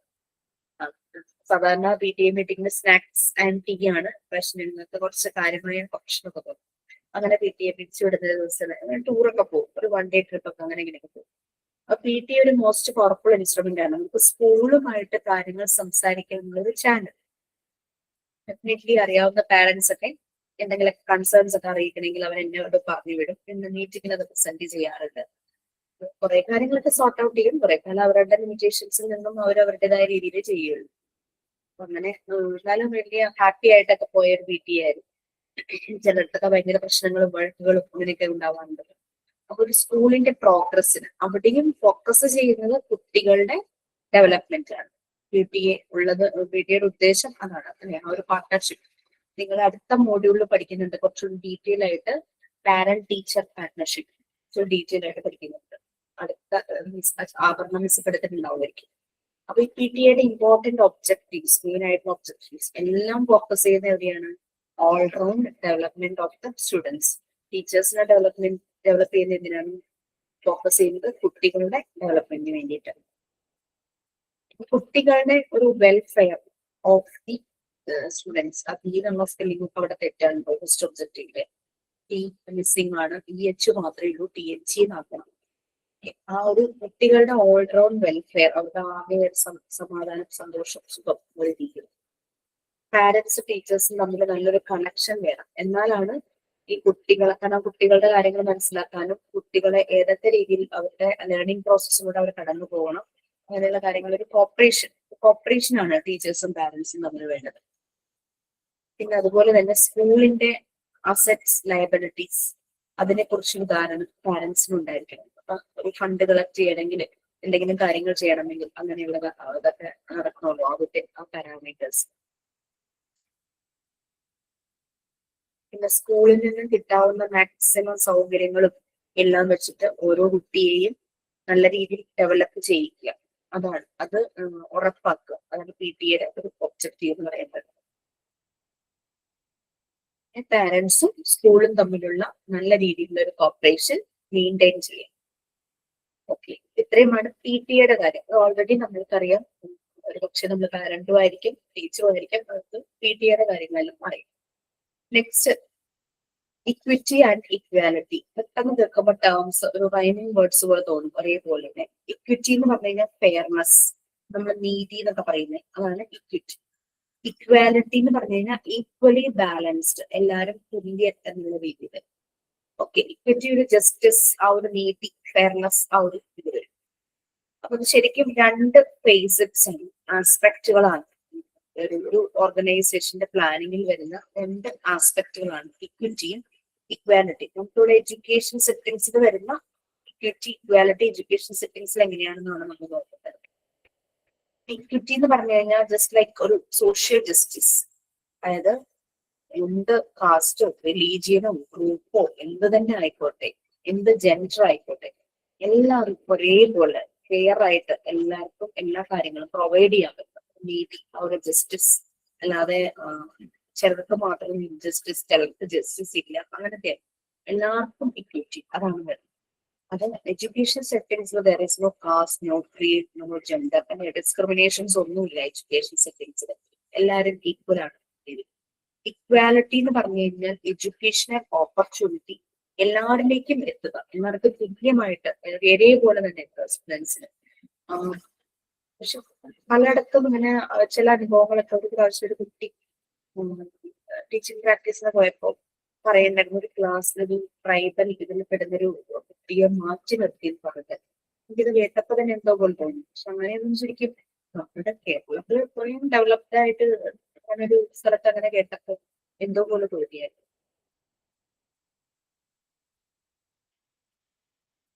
ഓക്കെ, അപ്പൊ അങ്ങനെ ഇക്വിറ്റിയും ഇക്വാലിറ്റി എഡ്യൂക്കേഷനിൽ എല്ലാവർക്കും ഒരേപോലെ ആ ഒരു നീതിയും തുല്യതയും എല്ലാവർക്കും ഏത് ഗ്രൂപ്പിൽപ്പെട്ടവരാണെങ്കിലും എങ്ങനെയുള്ളവരാണെങ്കിലും എല്ലാവർക്കും ഒരുപോലെ തന്നെ കൊടുക്കണം എന്നുള്ള രീതിയിലാണ് ഇവിടെ ഇക്വിറ്റി ആൻഡ് ഇക്വാലിറ്റി എഡ്യൂക്കേഷനിൽ പറയുന്നത്. എല്ലാ കുട്ടികൾക്കും ഇവരുടെയും പല ആവശ്യങ്ങൾ മീറ്റ് ചെയ്യുന്ന രീതിയിൽ തന്നെ വേണം ഇക്വിറ്റിയും ഇക്വാലിറ്റി. ഒരു എഡ്യൂക്കേഷന്റെ ക്വാളിറ്റി നമുക്ക് അഷ്വർ ചെയ്യാനായിട്ട് കുട്ടികളുടെ നീഡ്സ് നമ്മൾ ആദ്യം എന്താണെന്ന് മനസ്സിലാക്കി അത് അവർക്ക് ക്യാപ്ചർ ചെയ്യാൻ, പ്രൊവൈഡ് ചെയ്യാനായിട്ട് പറ്റണം എല്ലാ കുട്ടികൾക്കും. അത് അഷ്വർ ചെയ്യണം quality of education. Education needs എല്ലാവരിലേക്കും എത്തുന്നുണ്ടോ എന്നുള്ളത്, അത് ശരിക്കും അവൈലബിൾ റിസോഴ്സ് പ്രോപ്പർ പ്ലാനിങ് വെച്ചിട്ടാണ് അത് ചെയ്യാനായിട്ട് പറ്റിയത്. ചില സ്കൂളുകളിൽ ടീച്ചേഴ്സ് കുറവായിരിക്കും, ഉള്ള ടീച്ചറെ വെച്ചിട്ട് അഡ്ജസ്റ്റ് ചെയ്യുന്നു. ചിലപ്പോൾ എല്ലാ 1ാം ക്ലാസ്സിലെയും 2ാം ക്ലാസ്സിലും ഒക്കെ പഠിപ്പിക്കുന്ന ആ ടീച്ചറായിരിക്കും. ചില സ്കൂളിൽ ചെന്ന് കഴിഞ്ഞാൽ കുട്ടികൾ കുറവായതുകൊണ്ട് 1ാം ക്ലാസ്സിലെയും 2ാം ക്ലാസ്സിലെയും കുട്ടികളെല്ലാം കൂടെ ഒരു ക്ലാസ്സിൽ ഇരിക്കുന്നതായിട്ട് കാണും. അങ്ങനെയും കാഴ്ചകളുണ്ട്, അതുപോലെയൊക്കെ കാണാറുണ്ട്. ഇക്വാലിറ്റി എന്ന് പറയുന്ന ഒരു ഗേജ് ആണ്, ഒരു സ്റ്റാൻഡേർഡ്. അതെല്ലാവർക്കും ഒരേപോലെ കിട്ടുക, ആ രീതിയിലുള്ള ഒരു സ്റ്റാൻഡേർഡ് ആണ് ഇക്വാലിറ്റി എന്ന് പറയുന്ന ഒരു ഗേജ് ആണ്. പ്രോപ്പർ പ്ലാനിങ് ഇല്ലെങ്കിൽ ഈ ഇക്വാലിറ്റി നടക്കില്ല. എല്ലാ കുട്ടികളിലേക്കും ഒരേപോലെ എഡ്യൂക്കേഷൻ പ്രൊവൈഡ് ചെയ്യാനായിട്ട് പറ്റും. നെക്സ്റ്റ് ഇനി നമുക്ക് ഇൻക്ലൂസീവ് എഡ്യൂക്കേഷനും ക്രിട്ടിക്സുമാണ്. ഇൻക്ലൂസീവ് എഡ്യൂക്കേഷൻ എന്ന് പറഞ്ഞു കഴിഞ്ഞാൽ ഒരു ടീച്ചിങ് ലേണിംഗ് എൻവയോൺമെന്റ് ആണ്. അത് കുട്ടികളെ നല്ല രീതിയിൽ സപ്പോർട്ട് ചെയ്യുകയും വെൽക്കം ചെയ്യുകയും ചെയ്യുന്ന ഒരു ടീച്ചിങ് ലേണിംഗ് എൻവയോൺമെന്റ് ആണ്. അത് എങ്ങനെയുള്ള കുട്ടികളാണ്, ചില കുട്ടികൾക്ക് ചില ഡിസബിലിറ്റീസ് ഉണ്ടാകാം, സ്പെഷ്യൽ കുട്ടികളാണോ, എങ്ങനെയുള്ള കുട്ടികളെയും വെൽക്കം ചെയ്യാൻ പറ്റുന്ന നല്ലൊരു എൻവയോൺമെന്റ്, അതാണ് ഇൻക്ലൂസീവ് എഡ്യൂക്കേഷൻ എന്ന് പറയുന്നത്. എല്ലാ കുട്ടികൾക്കും ഈക്വൽ ആക്സസ്, ഈക്വൽ ഓപ്പർച്യൂണിറ്റീസ്, എഡ്യൂക്കേഷന്റെ എല്ലാ ഏരിയയിലേക്കും ഈക്വൽ ആക്സസും ഈക്വൽ ഓപ്പർച്യൂണിറ്റീസും. കഴിഞ്ഞ ദിവസം ന്യൂസിൽ വന്നില്ലേ, പുള്ളി ചെവി കേൾക്കാൻ പാടില്ലാത്ത ആദ്യത്തെ ജഡ്ജ്, പേര് ഞാൻ പറഞ്ഞില്ല, സ്ത്രീയാണ്, സുപ്രീം കോടതിയിലെ ആദ്യത്തെ ജഡ്ജ്. പുള്ളി ടഫ് ആയിട്ടുള്ള ഒരു ജഡ്ജ്. അവർക്ക് അങ്ങനെ ഡിസബിലിറ്റി ഉണ്ടെങ്കിലും അവർക്കത് പഠിക്കാനും ആ ഒരു പൊസിഷനിൽ എത്താനും അവർക്ക് കഴിഞ്ഞു. മാം, എൻ്റെ മോൾക്ക് ഹിയറിംഗ് കുറവുണ്ട്. ഹിയറിംഗ് എയ്ഡ് വെച്ചേക്കുക. പക്ഷെ അവള് നേഴ്സിംഗ് ബാംഗ്ലൂർ പോയി എയ്ഡ് വെച്ചതിന് ശേഷം നേഴ്സിംഗ് പഠിച്ചു. ഇപ്പം നേഴ്സായിട്ട് ഗവൺമെന്റിൽ വർക്ക് ചെയ്യണം. കുട്ടിയുണ്ട്, ഹസ്ബൻഡ് മാരീഡായിട്ട്. അതെ, പക്ഷെ നമുക്ക് ചെറുപ്പത്തിൽ അറിയില്ലായിരുന്നു. പക്ഷെ കുറച്ചൊരു 8th 9th ഒക്കെ ആയപ്പോഴാണ് നമുക്കത് ചെറുപ്പത്തിൽ ഉണ്ടായിരുന്നത്, കുറേശ്ശെയായിട്ട് അവൾക്ക് ആവുകയായിരുന്നു. അപ്പോൾ നമ്മൾ പറയുമ്പോൾ അവൾ ലിപ്സിൽ കൂടെയാണ് മനസ്സിലാക്കിയിരുന്നത്. പക്ഷേ നമുക്ക് മാരീഡായൊക്കെ അവർക്ക് അറിഞ്ഞിട്ട് തന്നെ അവർ കല്യാണം കഴിച്ചതും. അവന് അറിയാം. ഇപ്പോഴും നമ്മൾ ബ്ലൂടൂത്ത് കണക്ട് ചെയ്യാൻ പറ്റിയ ടൈപ്പ് നല്ല ടൈപ്പ് ഒരെണ്ണമാണ് വാങ്ങിച്ചു കൊടുത്തേക്കണം നമ്മൾ. ഇപ്പോഴും അത് വെച്ച് അവൾ വർക്ക് ചെയ്യണം കുഴപ്പമില്ലാണ്ട്. ഓക്കെ, ഇപ്പൊ നമുക്ക് നെക്സ്റ്റ് ക്ലാസ്സിൽ കാണാം. നെക്സ്റ്റ് ക്ലാസ്സിൽ രശ്മി ജോയിൻ ആയി നമുക്ക് ടൈം മാനേജ്മെന്റ് പറയേണ്ടതായിരിക്കും. ക്രിറ്റിക്സ് എന്ന് പറഞ്ഞു കഴിഞ്ഞാൽ വേറെ ഒന്നുമില്ല, നമ്മൾ ജസ്റ്റ് വായിക്കുകയാണെങ്കിൽ വായിക്കട്ടെ എന്ന് വിചാരിച്ചിട്ട് ഞാൻ ജസ്റ്റ് പറയണത്. നമുക്ക് ഏതെങ്കിലും രീതിയിലുള്ള കുറവുകൾ ഉണ്ടെങ്കിൽ അതിനെ പരിഹരിക്കാൻ എന്തെല്ലാം മാർഗങ്ങൾ കാണാം, അതാണ് ടേബിളായിട്ട് 3 ടേബിളായിട്ട് കൊടുത്തിരിക്കുന്നത്. നമ്മൾ അനുഭവിക്കുന്ന ഒരു ബുദ്ധിമുട്ടിനെ, അതായത് സ്കൂളിന്റെ എഡ്യൂക്കേഷൻ സിസ്റ്റത്തിൽ ഏതെങ്കിലും രീതിയിലുള്ള ഒരു ചലഞ്ച് വന്നു കഴിഞ്ഞാൽ അതിനെ എങ്ങനെ ഓവർകം ചെയ്യാം, അതാണ് നമ്മൾ ക്രിട്ടിക്. അത് ഓവർകം ചെയ്യാനുള്ള ഓൾട്ടർനേറ്റീവ് മെത്തേഡ്. അപ്പൊ അതങ്ങനെ കൊടുത്തു കഴിഞ്ഞാൽ എന്ത് ഔട്ട്കം വരും, അതാണ് ജസ്റ്റിഫിക്കേഷനിൽ വരുന്നത്. അതൊന്ന് ജസ്റ്റ് വായിക്കാൻ പറ്റുമെങ്കിൽ വായിക്കും, അത് കുറച്ച് ഈസിയാണ്. ടൈം മാനേജ്മെന്റ് രശ്മി ഒന്നെടുക്കട്ടെ. Okay then. അപ്പൊ വൈവയെ കുറിച്ച് നോ ടെൻഷൻ. നെക്സ്റ്റ് ക്ലാസ്സിൽ 13th ക്ലാസ്സിൽ ഞാൻ അതിന്റെ ഇൻസ്ട്രക്ഷൻസ് തരാം. പിന്നെ നിങ്ങൾ നേരത്തെ അറിയിക്കും. പെട്ടെന്ന് വന്ന് വൈവ അറ്റൻഡ് ചെയ്യും അങ്ങനെ പറയില്ല. എന്തായാലും അറ്റ്ലീസ്റ്റ് തലേ ദിവസമെങ്കിലും അതിന്റെ സ്ലോട്ട് ഇടുന്നതായിരിക്കും കേട്ടോ. മൺഡേ ഓൺവേർഡ്സ് നമ്മള് സെമിനാർ മിസ്സുമാരെടുക്കാത്ത പോർഷൻ ആണോ എടുക്കേണ്ടത്? ഞാനിപ്പോ അങ്ങനെയാണ് ഇപ്പൊ ടീച്ചർമാരോടൊക്കെ പറഞ്ഞിരിക്കുന്നത്. ആരെങ്കിലും നേരത്തെ തന്നെ ഈ ടോപ്പിക് ഞാൻ എടുക്കാം എന്ന് പറഞ്ഞു വരുവാണെങ്കിൽ നമ്മളതൊന്ന് സ്കിപ്പ് ചെയ്തിട്ട് ക്ലാസ് എടുക്കും. നിങ്ങൾ സെമിനാർ എടുത്ത് കഴിയുമ്പോൾ ആഡ് ചെയ്യും അതിന്റെ കൂടെ പോയിന്റ്സ് എന്തെങ്കിലും ആഡ് ചെയ്യുകയാണെങ്കിൽ അങ്ങനെയാണ്. അപ്പൊ മിനു എടുത്തിട്ടില്ല? ഇല്ല, എന്റെ വൈവ കഴിഞ്ഞു. ഞാനന്ന് ടീച്ചിങ് പ്രാക്ടീസിന് പോകേണ്ട കാരണം എനിക്ക് നേരത്തെ എടുത്തു വൈവേ. അപ്പോ ഞാൻ സെമിനാർ എടുത്തിട്ടില്ല. അപ്പോ എനിക്കിപ്പോ പരിചയം അശ്വതി മാമിനെയും ജിഷ മാമിനെയാണ്.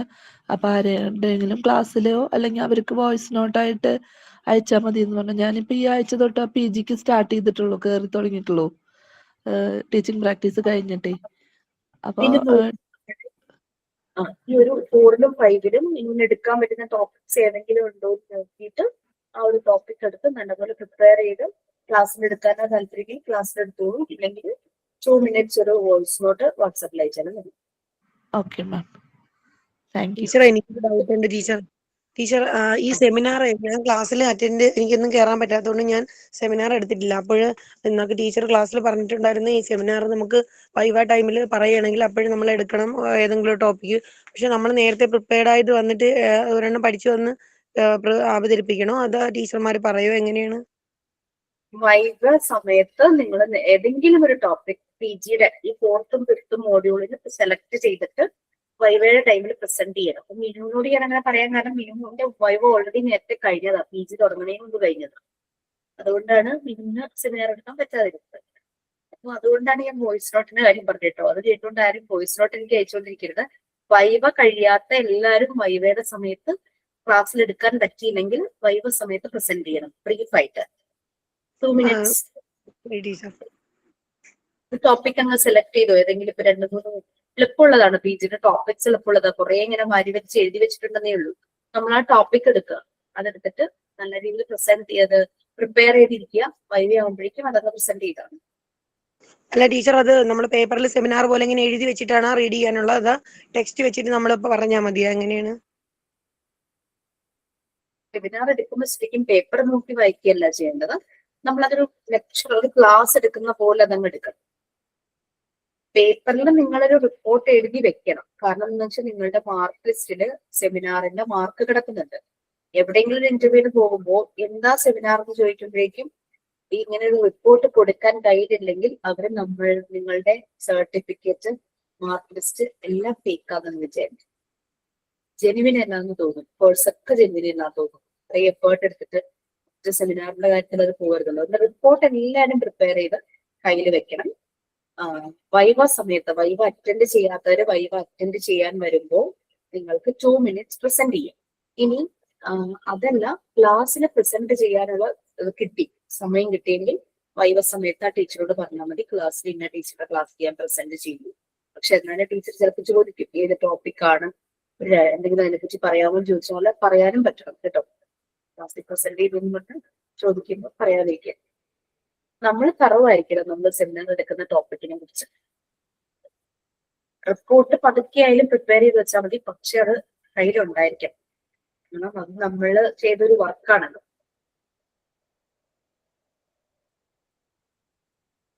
ഓക്കെ, നമുക്ക് അതിന്റെ ചെയ്യാം. നെക്സ്റ്റ് ക്ലാസ്സിൽ തീരുമായിരിക്കും ഈ ഒരു ചാപ്റ്റർ. സൂപ്പർവിഷൻ സ്റ്റാർട്ട് ചെയ്യാം. സൂപ്പർവിഷൻ ഇഷ്ടം പോലെ ടോപ്പിക്സ് ഉണ്ട് നിങ്ങൾക്ക് സെമിനാറൊക്കെ. കുറേ ഡേറ്റാസ് കിട്ടും, വളരെ ഈസിയുമാണ്. കുറെ നമുക്ക് റിലേറ്റ് ചെയ്തൊക്കെ നമുക്ക് കണക്ട് ചെയ്തൊക്കെ കാര്യങ്ങളുമായിട്ട് കണക്ട് ചെയ്ത് എടുക്കാനായിട്ട് പറ്റും. ഒന്ന് നോക്കി വെച്ചു.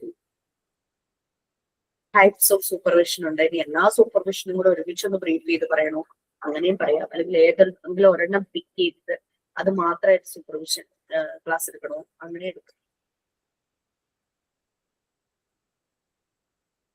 ക്ലിയർ ആയോ?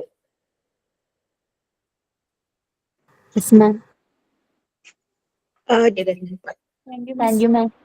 Thank you. Thank you, ma'am. Thank you, ma'am.